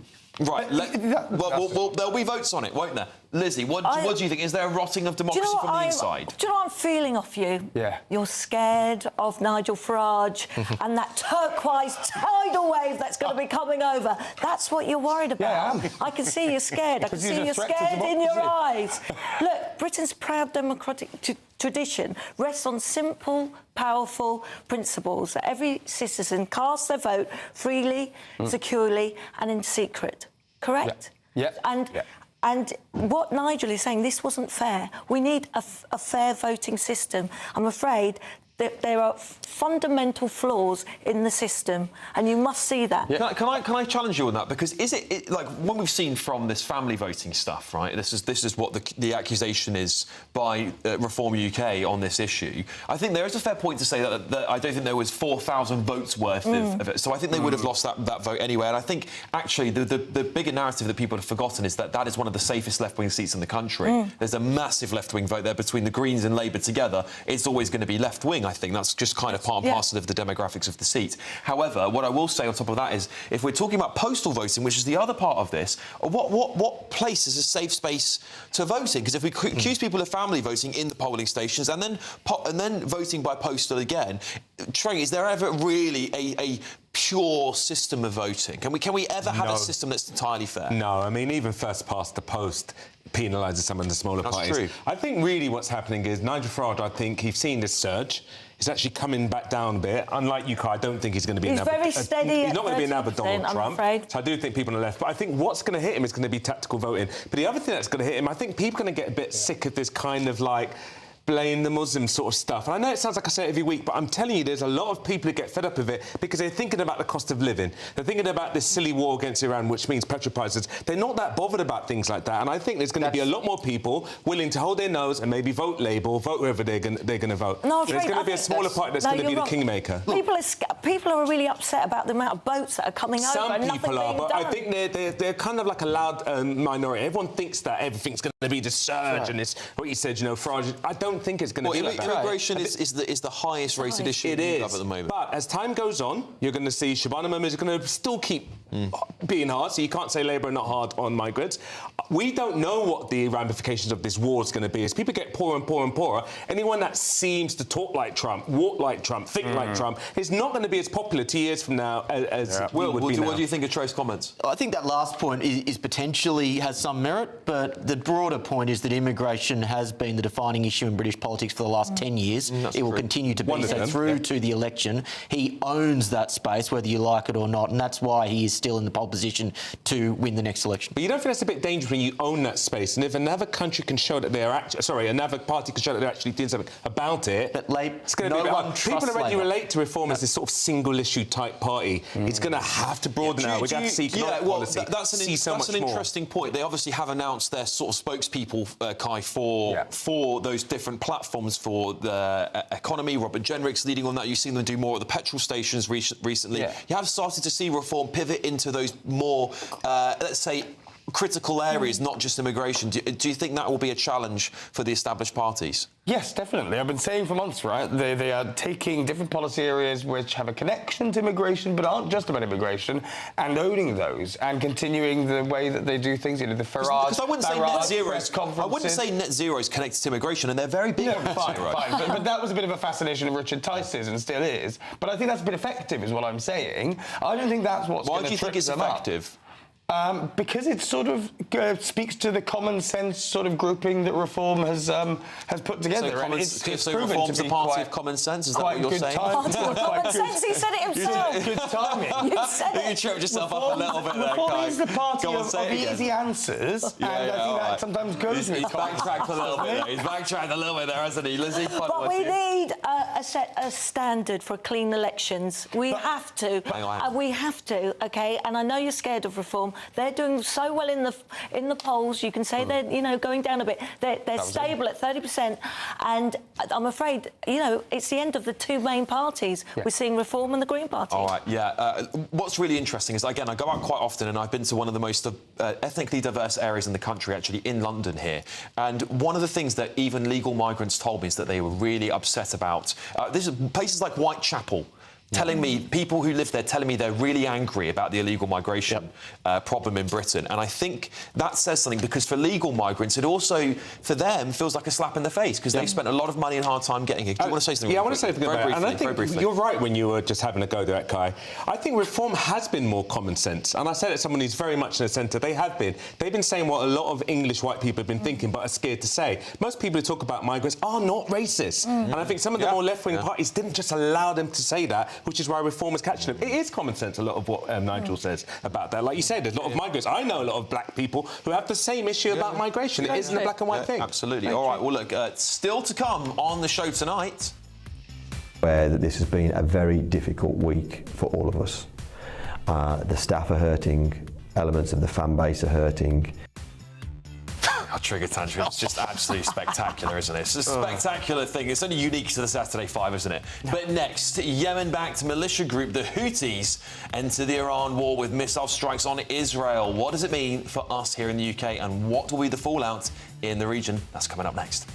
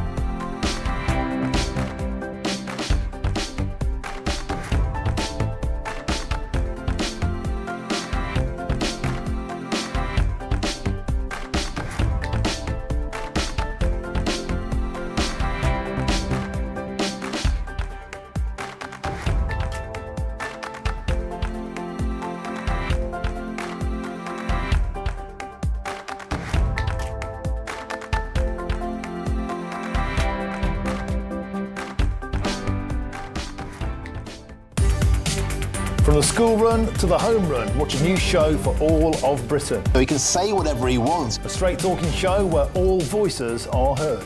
And, you know, when are we going to stop talking about smashing the gangs and actually do it? With the stories that matter from every part of our country. There's a bit of a crash landing there for your Chancellor. Bold, fearless and standing up for you. That's me, Martin Daubney, 3 p.m. till 6 p.m, weekdays, here only on GB News. The People's Channel, Britain's news channel. I've been in Westminster for a long time, but I know that though power may be here, its effect on people's lives is across the whole of the country. We may be where rules are made, but it's where they're implemented that matters. Join me, Jacob Rees-Mogg, for forthright and frank discussion on where Britain has come from, where it's going, and where it will end up. That's State of the Nation, Monday to Thursday, 8 to 9 o'clock. Vox Populi, Vox Dei.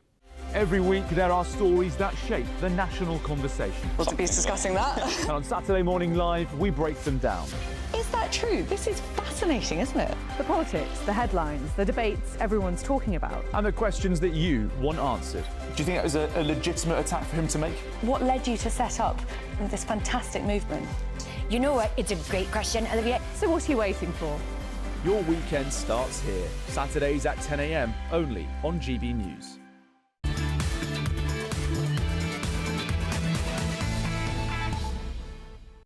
Welcome back to the Saturday Five. Ooh. Claire here's got a message for Kai. What do you think it's going to say, Kai? Oh, I've been keeping a track, but... well, let me tell you. Go on, hit it with... Claire says this. Exactly, Kai. Reform is the party of common sense. That's the first commonsensical thing you've said. Clip it up. Freudian slip there. Can I read one out from... I've got Richard Thomas, who has tweeted into the show and says, go on then. Lovely. You're looking rather worried and peaky. Maybe you need a Donald Trump spray tan. Oh, goodness me. But, in fact, Darren Grimes was texting in to me this week saying that my makeup needs changing. Yeah, because I'm looking a bit pale. We're gonna get you. I haven't had any sun recently. We'll get you. We need to get you out on one of those protests with your mates. Yeah, get a lot of sun there. Not? That's where I get my tans. Me and the, what does Will call them, the Islamo-fascists? Yeah. Keith here says reform lost Gorton and Denton because people couldn't be RSD'd to vote. I don't know what that means, RSD'd to vote. There we go. I'll pull the other one. I think I know. What does it mean? Is there an A in there as well? It would have been. Sorry. Yeah, sorry. I'm tired. Protest for lefties for the 3 or 4 hours. Like a boomer just there. Sorry, I've been a bit boomerish today. All right, let's move on, shall we? Let's move on because Yemen's Houthis joining the war with Iran and Israel and the United States. They are launching missiles at Israel for the first time since the conflict began. It comes as Donald Trump's special envoy, Steve Witkoff, says he's hopeful talks with Tehran will take place within the coming days. Meanwhile, strikes have continued across the Gulf overnight. 12 US soldiers have been injured in an Iranian airstrike on a military base in Saudi Arabia. It's all widening out, isn't it? Well, I'm very pleased to welcome former Tory MP and British Army officer James Sunderland. James, pleasure to have you on the Saturday 5 with me this evening. James, is this war worryingly spreading even further than we thought it would initially? It was meant to be just controlled airstrikes on Iran, but now the entire Middle East seems to be getting involved. Yes, it is. It's a simple answer. If you look at what Iran's got at the moment, of course, it's got an arsenal of weapons, a government that is not yet defeated. It's fighting back. The Navy's been sunk, we know that, but it's proving much more difficult for the Americans to break Iranian resistance than first intended. And if you add that into the mix with the Hezbollah in Lebanon and the Houthi much further south, it's very significant. And if you look at the geographical spread of where this is happening now, look at where the Houthi are in the northern part of Yemen. It's right down to the south on the Red Sea. So if you look at the number of fronts that the Americans, the Israelis are now fighting, it is significant. Yeah, James, that's going to be my next question, is how on earth does America fight a war in that part of the world as well against the Houthis? Are we going to start seeing military strikes on the Houthis as well now? I think it's inevitable. It depends on the threat that they pose. But clearly today, they've lobbed a missile at Israel. We believe the missile was intercepted. But if you look at the distance right across Saudi Arabia between Yemen and Israel, it's quite formidable in terms of the distance that the Houthi are able to lob missiles and weapons.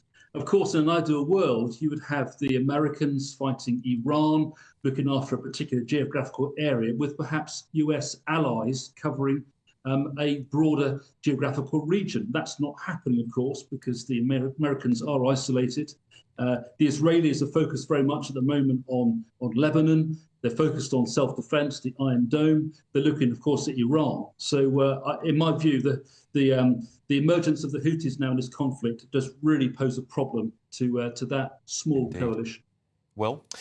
James, sometimes things pop up on social media that no one's ever heard of, and then the day later, everyone's an expert on them. And the current one is Karg Island. Why is Karg Island significant to potentially the outcome of this conflict? Well, I mean, in my humble view, Karg Island is very significant because of where it is geographically, but it's also because of the significance that it's got in terms of oil. It is a clear enabler in terms of the Iranian ability to generate oil. It's a very attractive target for the Americans, but of course, if the Americans do wipe it off the face of the earth, which they're perfectly able to do, it would have such a massive knock-on for the economic significance, of course, of countries right across the globe. Trey? James, I'm just curious, right, because every single war game analysis would have showed that this would have happened. Like, I imagine everyone. Do you think there was a sort of calculus that if they took out the Ayatollah, it would have been enough to cause some sort of toppling effect that led to regime change? Because I can't imagine that none of those generals or people that advised Trump wouldn't have told him exactly what's happening. It's an amazing question, and it's the problem that you've just raised lies at the heart of the current conflict, because I'm not convinced the Americans had clear strategic war aims that they went in. Perhaps it was to appease the Israelis, perhaps it was just to settle a score, perhaps it was to degrade Iranian nuclear capabilities, perhaps it was just to simply attack the regime. But quite clearly, the regime is still there. The IRGC is still omnipotent. The Ayatollah's gone, but you've got many potential Ayatollahs in his place. And in my humble view, it's that lack of strategic clarity. That's the reason why the war today is still rolling on. Lizzie. And can I ask you, how do you think it could work out, this war will plan out? I mean, could there be boots on the ground? Could we see American troops being dropped into Iran? Because it's a very tricky area. We know it's very mountainous and very different to, say, Iraq. It's interesting, isn't it? Because, of course, with the overwhelming superiority of conventional and nuclear forces that the Americans and the Israelis have, you'd think that the war will be over very quickly. I think I saw a figure recently of 10,000 targets prosecuted, lots and lots and lots of fatalities in terms of members of the Iranian regime. So again, you'd think it would be over quite quickly. But if the Americans were to put boots on the ground, which in my view is the highest form of commitment to any military operation, is a complete game changer. I think it would be almost impossible to operate in Iran. I suspect that the Iranian forces are still pretty buoyant. There's still lots of them. They're still firing back. It's a huge country. There's absolutely no way you could put boots on the ground in that country and achieve a regime change. And also, of course, look at Tehran. I mean, it's a very urban area, densely populated. Lessons of history have proven that if you put boots on the ground in an urban environment, it becomes impossible to hold an absolute chaos with huge casualties. Kai. Yeah, thank you so much, James, for coming on. As Trump gets bored, he's sort of saying a lot of different things out there on Twitter. Can I list a few and ask you which ones are likely or which ones are you worried about? He's talked about sending Marines. Marines are on the way to Kharg Island, boots on the ground there. We've talked about that. But then hastening a deal with Russia on Ukraine, saying that Cuba's next and saying he'll pull out of NATO. Do you think those are likely? It's an amazing spread of interest, isn't it? I mean, quite clearly, Trump says what he thinks, he fires from the hip. Does he mean what he says? Who knows? But if his plan is to create uncertainty and strategic ambivalence, it's clearly working. Nobody knows what he's going to do next, not even his own people. And I think that Donald Trump at the moment is just holding the entire world in enthrall because of the unpredictability, what the man's going to do next. Is he going to invade Cuba? Highly unlikely. Is he going to invade Greenland? Highly unlikely. But it's inevitable, in my view, that he'll want a quick and expedient end to the conflict in Iran, and I think that's probably where he's focused. Interesting. He did say the other night, James, very brief comments if you don't mind, that Cuba was next, live on television. Should we take Donald Trump for his word? I don't think so in this case. I mean, don't forget his forces are pretty well spread at the moment. I mean, the Americans do have the most overwhelming military forces in the world, very powerful Navy, Air Force, not Royal Marines, but US Marines, of course, but they're stretched. They've got commitments all over the world. They're focused very much on Iran at the moment. I think to open yet another front in terms of Cuba would be daft. Fascinating stuff. Thank you so much for joining us this evening. It's former Tory MP and British Army officer James Sunderland. Pleasure to have you on the show as ever, James. Thank you. Let's talk about this a little bit more because I've got a little bit of a nuanced view here and I'd like to hear what you all think on the panel. I think Donald Trump is very particular about what he does, and I don't buy that. I do think the Americans have made mistakes in wars before, but I don't believe they're ill-advised. What I think is that Donald Trump is entering his lame duck presidency, and I think he's decided that the biggest threat to America is China. That would seem to indicate Venezuela, which has got a massive oil debt to China, which it was trading with. They're out the picture. Iran, another one, but also funding Russia, who he wants a ceasefire with, and to make his whole legacy, is what I understand, is he wants his legacy to be around ending the war in Ukraine. So actually, if Trump wants to achieve those things, he needs to take out key players. Geopolitically, he is absolutely correct. There was a good cover piece for The Spectator a couple of weeks ago talking about how China is the name of the game when it comes to these geopolitical, tactical conflicts. But the reality is as well, if this goes belly up, and it is still too early to tell the outcome of this war. I think there is a huge anti-Trump bias in the media and it's very difficult to get a sense of what's going on. I think the Iranian military capabilities and anti-ballistic missile capabilities have been diminished remarkably. Perhaps at no war in human history has the leadership layer of a foreign adversary been so decimated so quickly. These are all pluses in the American column. If it does go belly up, though, that will define his legacy. Lizzie? Well, my worry is that Trump thought this would be over so much quicker than it is. And obviously, America and Israel have that military power so superior to Iran. But Iran, they're strangling the global economy. They're holding the cards, really. Oil prices going through the roof. It is worrying me how this is actually going to end. What's the end game? What is the plan? True. Do you know what? I think the elephant in the room is what we got to talk about, and that is Israel and Mr. Netanyahu. I think that is more of Netanyahu's plan more than anything else to get America involved in this. And I think from that viewpoint, what we might see as chaos is going to be an opportunity, because they're never, ever going to get a president like Donald Trump again to do the things they've done. You could never have done it under Biden or anyone else, even Kamala Harris, if she was president. I don't think they'll go into it because it's just so crazy. And that's what we got asked from a Benjamin Netanyahu point of view. What would be a result for him rather than for Donald Trump? I think Donald Trump's legacy is gone. I don't see how you can bring your legacy back. I don't see how you can repair it. I'm not sure I buy this theory that Israel is sort of pulling Donald Trump. Yeah. Donald Trump is an America first. He's very staunch in his opinions in the sense that it's very hard for any country to wave him one way or another. I believe that if anything, it's America that pushes Israel to do things. I don't know. I mean, I'm only going by what they've said. I mean, if you look at the rationale for going in, it's because we knew Israel was going to strike them, so we had to do a preemptive strike because they would have gone for our bases. It doesn't feel like something that America have done, because there's no threat to America. Even if they had a nuclear bomb, they've got no way to get it to the American mainland. It feels a little bit like Israel's gone into it, and Israel's used to fighting these kind of skirmishes. But I think America is not. I think Netanyahu is way more secure than Donald Trump is in many ways in terms of public opinion. Most of Israel is for their Prime Minister, but it's not the same in America. I think that's the worry. Kai? Yeah, James is totally right, isn't he? The strategic ambivalence. Yeah. I take away strategic. I don't think this is intended by Trump. It's just his style in his second presidency. And there's no sense to it, because even though maybe some of the aims make sense, this war, we knew from the start. I mean, you're saying, what's the end game? Yeah. We were saying the first week, there's just no end game. It's not clear to me how this would happen. Well, some of us were, at least. Like, it is complete nonsense. He doesn't know what he's doing. He's a bit of a geopolitical arsonist, and who knows? I really don't want to predict a war, but it's going to go on for a long time. Look what's happened to the other Gulf states, Dubai. Will they ever come back from this? That's why I think they thought it would just be decapitation, and we can go in there and there'll be some sort of regime change and the people will be up. I think that's the only thing you can think of. Do you think why they've miscalculated it? Massive miscalculation. Yeah, interesting. Yeah, I think, as always with these wars, time will be the ultimate test. That's the only way we'll know is whether Trump was right. Betty Boo here says if it's true about Trump and China, good on him. The West have allowed China way too much control for far too long. And it is worrying. And at the end of the day, you may not like America being the superpower, but you have to ask yourself, who would you rather? The Chinese or the Americans? I think that is, unfortunately, the binary options we have. Still to come tonight, though. Smacks of an enormous complacency. Well, this smacks of the fact that for years there was underinvestment by the last government. He got a bit rattled there, didn't he? He's getting a bit rattled. Yeah, well, that's coming up. But next, it's time for the Bunch of Five.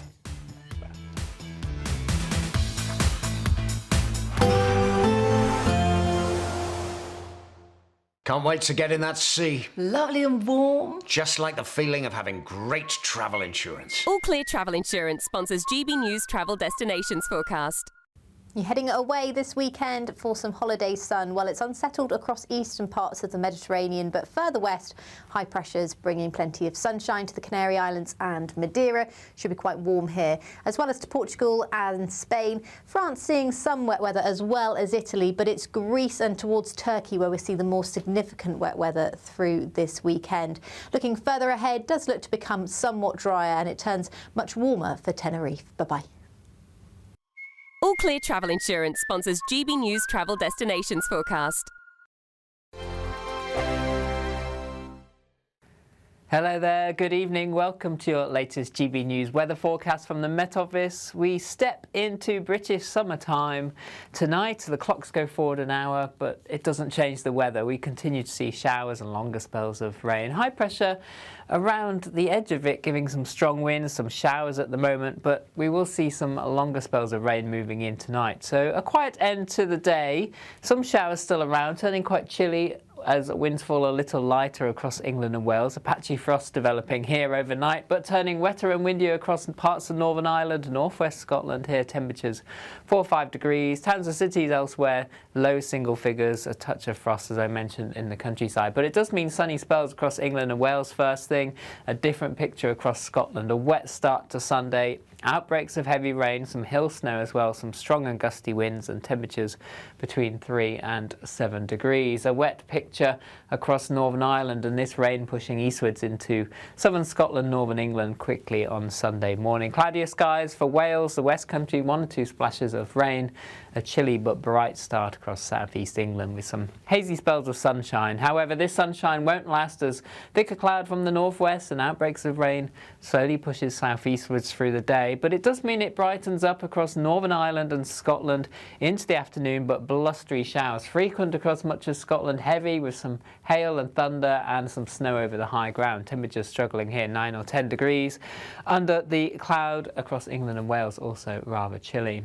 Monday, a chilly start and another day of sunny spells and showers. Again, showers most frequent in the northwest. That cold northwesterly breeze continuing, just taking the edge off the temperatures. Best of the dry weather holding on across central southern areas, but it does start to warm up a little bit as we move through next week. Temperatures approaching the mid-teens, but staying on the changeable side. Decisions made in Washington aren't just shaping America, they're shaping Britain too. From migration to global security, from crime to health. Whatever happens in the White House today will be felt in your town or city tomorrow. That's why The Late Show is live from Washington, D.C. Cutting through the politics to show you what it all means for Britain. The Late Show live every night at midnight. Only on GB News, Britain's news channel. Bold. They are under no illusion. Ray, are you a human trafficker? Boundless. I've had enough of the nonsense, and I'm not afraid to say it. Don't get us on the BBC. Every weeknight, I tear through the headlines. The smell of gasoline. Should we be worried about it? From Westminster madness to cultural war chaos. What we're going to do now is they are throwing things up the car as we speak. Get ready, Britain. Here we go. Patrick Christie's tonight, weeknights from 9 p.m, only on GB News, Britain's news channel.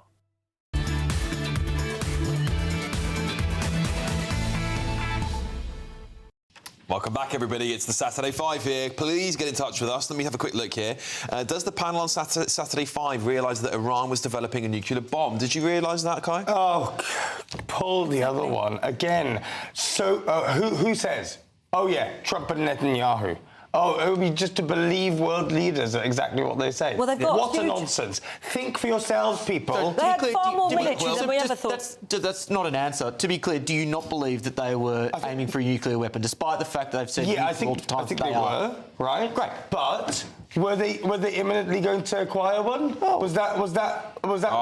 All right, that's a separate. Anyway, I just wanted to ask. That's all right. Chill out. Calm down. Sorry. Calm down. I'm all right. I've already calmed down. It's only a commercial. Did that get cancelled? That anyway. Listen, I'm going to pivot. I'm going to pivot if we don't, Karen. We've got Bunch of Five going on now. Will. Yeah, I forgot about that too. Sorry. Will's got his first Bunch of Five. Will, what have you got? Yeah, thanks, Alex. Well, I've been thinking about salt a lot this week, ladies and gentlemen, which is one of the sadder things I've said on this show. That was following a really good article in Sparked about the end of the British salt industry from Rory McCallion. I hope I've got that right.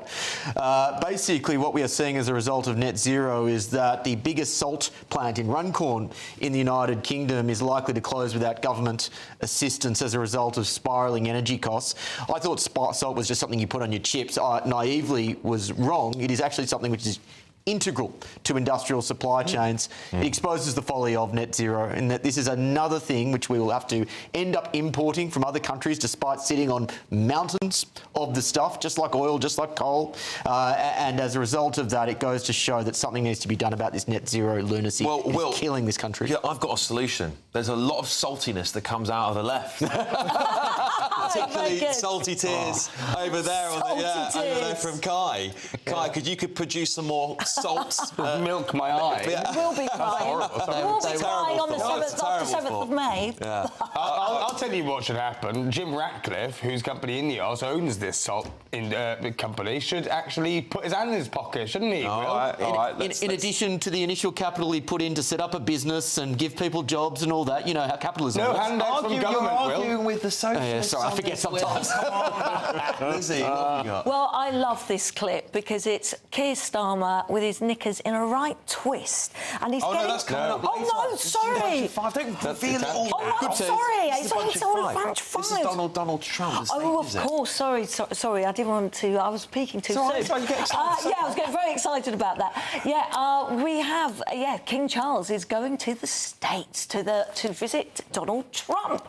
And many are saying he shouldn't go, but I really do feel King Charles should go because he's a real unifier, and never have we needed him more with that special relationship being ruined by Keir Starmer. Do you think yes or no on the panel? Trey, should the King go? No. Oh, Kai? No. Yes. Will? Yes. I'm a yes. Trey, why are you a no? I just think during this time of war, what message does it send? You know, simple. It's as simple as that. Well, so the reason why I say yes is he's the top diplomat. He's the biggest diplomat, and I think at a time when Britain's relationship with America is at an all-time low, the President of the United States does really love the royal family, and we should use that to try and get some good. Do you think that would be enough to get him to stop the war? I don't think about it. I mean, if it might be enough for by all Britain. means. No, look, Trump loves the royal family. You know, Trump adored our late Queen. He adored, when he came on his visit. I think King Charles could really mend the relationship. I don't dislike Donald Trump. It's just... What message does it send? OK, well, we've got to move on. Listen, I've got an interesting one here for you. A female Royal Navy pilot has sued the Ministry of Defence for sex discrimination after failing her exam, blaming her gatekeeping male instructor. Hannah McCann told an employment tribunal in Bristol that her military career was ruined without the ability to get her wings. The pilot hopeful failed her final aptitude test and could not continue on with her pilot hopes. She claimed poor training from her male trainer amounted to sex discrimination and sex harassment. Will, what do you make of this? Well, I don't know is the short answer, because I don't know the details of the case, but it does feel like a bit of an excuse for just not passing a test. Yeah, that's kind of how I feel. What do you think, Seems a bit unfair. Yeah. I don't like this. It reminds me a bit of that story that some of you may have followed. Somebody won a case for racial discrimination because her boss was calling her a potato. Yeah. Because she was Irish. Yeah.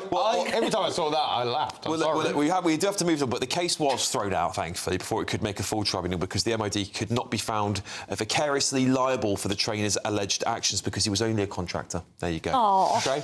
Right, I'm actually going to put a question to you, right? So my Bunch 5 this week is, obviously everyone knows about the vote in the UN, or maybe some people don't, and that was to recognise the transatlantic slave trade as the gravest crime against humanity, and that's put forward by the Ghanaians.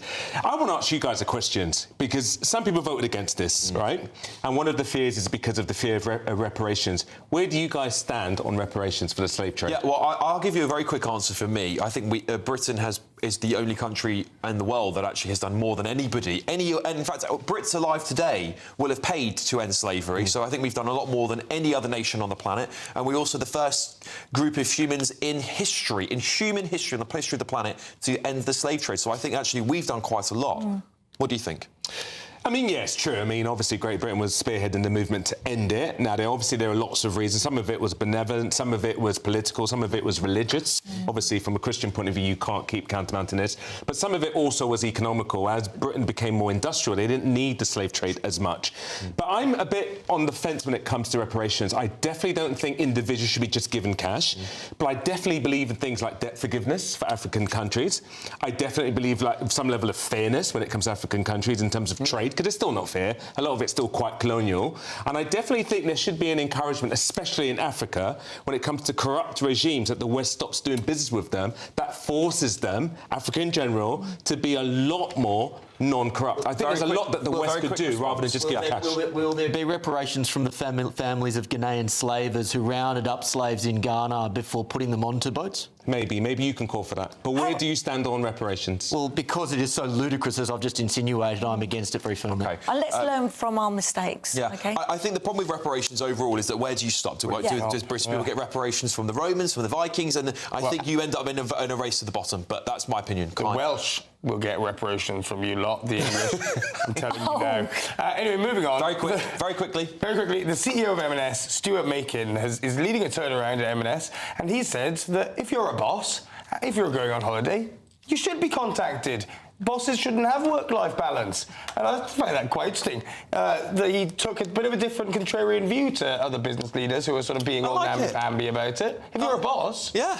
Absolutely right. Yeah, I think if you're running a company and you're a boss, you have duties, and you're usually compensated quite well. And I think he's right. Yeah, and most entrepreneurs out there who run their own small businesses know that. They never work. Right? They never so why do they see the big working. CEOs saying, but they love working. That's exactly. I wish That's more right. people did in this country. All right, look, coming up, it's going to be triggered tantrums, and trust me, you're not going to want to miss it.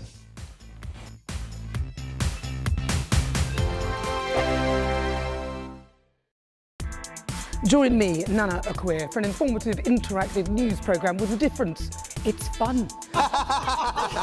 No, he didn't say that, Dave. I'm so surprised. I think there's an element of truth to that. Join me from 3 p.m. every weekend, only on GB News, Britain's news channel. This is GB News, Britain's news channel. Britain's pothole problem is spiralling.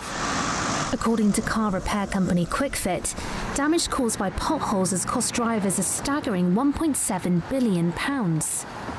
And here in Wales, many drivers say the situation is becoming a nightmare. The Welsh Government says it's repaired 171,000 potholes across the country so far. But here in the city of Newport, some locals are not convinced. We have some really giant potholes in Newport, and I'm really concerned we could end up with some fatalities at night with people riding on motorbikes and cycles. So it's a real big issue for the people in Newport, and it's in a really bad state. And it's not just city streets feeling the strain. In rural areas, residents often have no alternative routes, meaning potholes are almost impossible to avoid.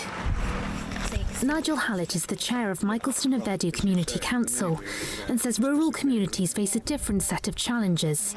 Newport Council says it's paid out nearly £25,000 in compensation, but some residents say their claims are still being refused, including one woman whose husband was left with a £350 repair bill. We tried to claim with the council. Initially, one letter went off, standard letter return to say, no, you didn't tell us that the fault was there before you hit it. So we can't pay any claims out, so he's just back and forth constantly now. The council says it understands residents' frustrations and has made road maintenance a major priority in its budget. Alongside a £6.6 million resurfacing programme already underway, it says more than £20 million is being invested in Newport's roads between 2025 and 27. GB News, the People's Channel.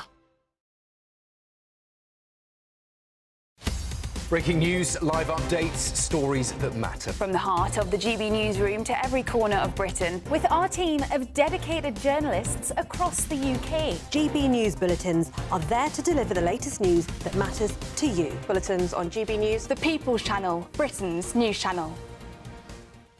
As soon as it hits 11 and the headlines come in, The Late Edition brings you the breaking news from all the front pages. because the news is going to happen. So get a head start today. Patrick Christie's tonight, late edition. Alex Armstrong tonight, Late Edition. From 11 o'clock every night. Only on GB News, the People's Channel, Britain's news channel.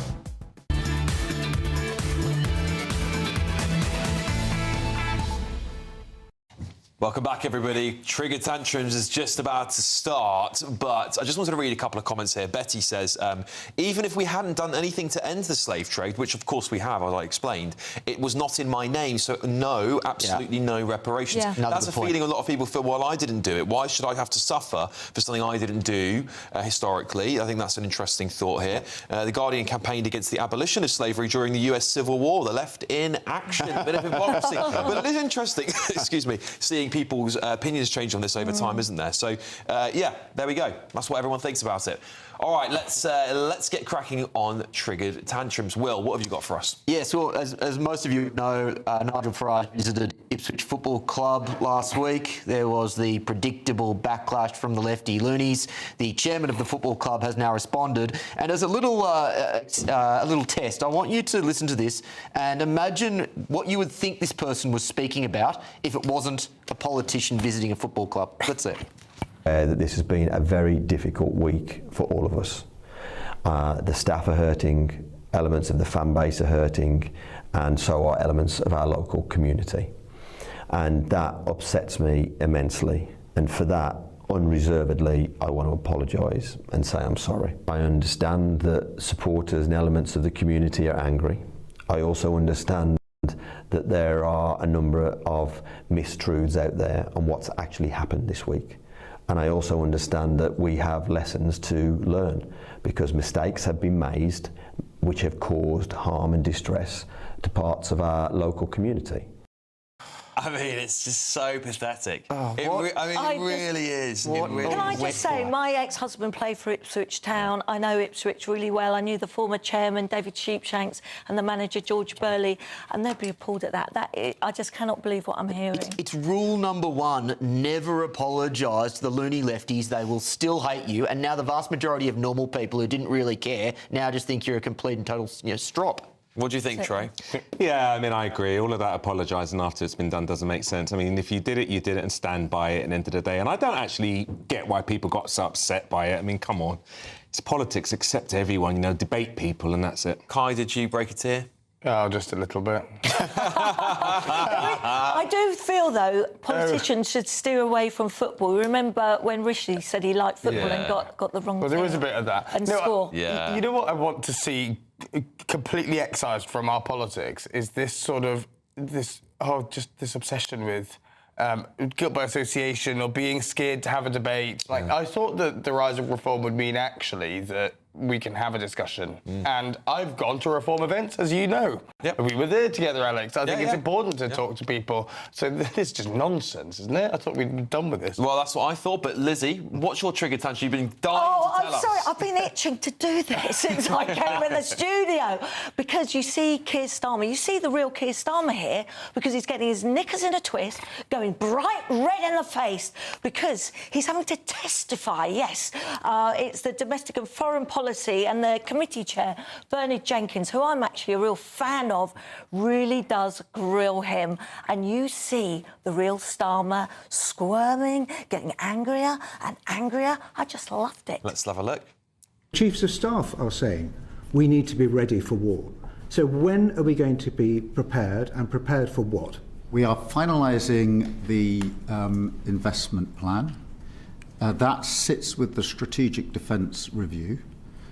It smacks of an enormous complacency. Well, this smacks of the fact that for years there was underinvestment by the last government and the stripping out and hollowing out of our armed forces. We've had 18 months Copyright to deal Ben with that. Wallace, who was the defence I'm not secretary. making a party political point. Well, honestly, I agree with Ben 14 Wallace. years of underinvestment, 18 months for Labour government. But take drones, for example. We're picking up the underinvestment of your government.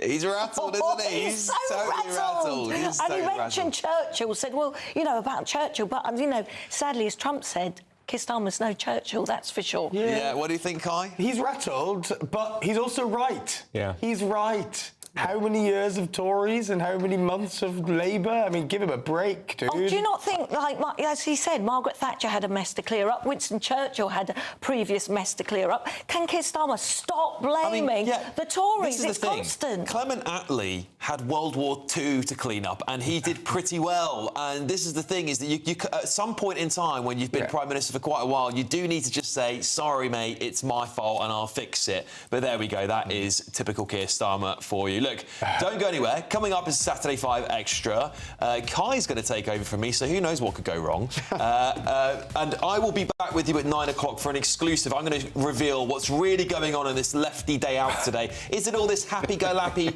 nonsense they tell you it is, or are they standing shoulder to shoulder with people who love Ayatollahs? Find out at 9 o'clock. See you then.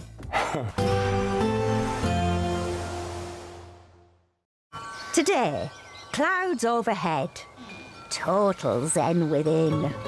Boxed Solar sponsors the weather on GB News. Hello there, good evening. Welcome to your latest GB News weather forecast from the Met Office. We step into British summertime tonight. The clocks go forward an hour, but it doesn't change the weather. We continue to see showers and longer spells of rain. High pressure around the edge of it, giving some strong winds, some showers at the moment, but we will see some longer spells of rain moving in tonight. So a quiet end to the day. Some showers still around, turning quite chilly as winds fall a little lighter across England and Wales. A patchy frost developing here overnight, but turning wetter and windier across parts of Northern Ireland and northwest Scotland. Here, temperatures 4 or 5 degrees. Towns and cities elsewhere, low single figures, a touch of frost, as I mentioned, in the countryside. But it does mean sunny spells across England and Wales first thing.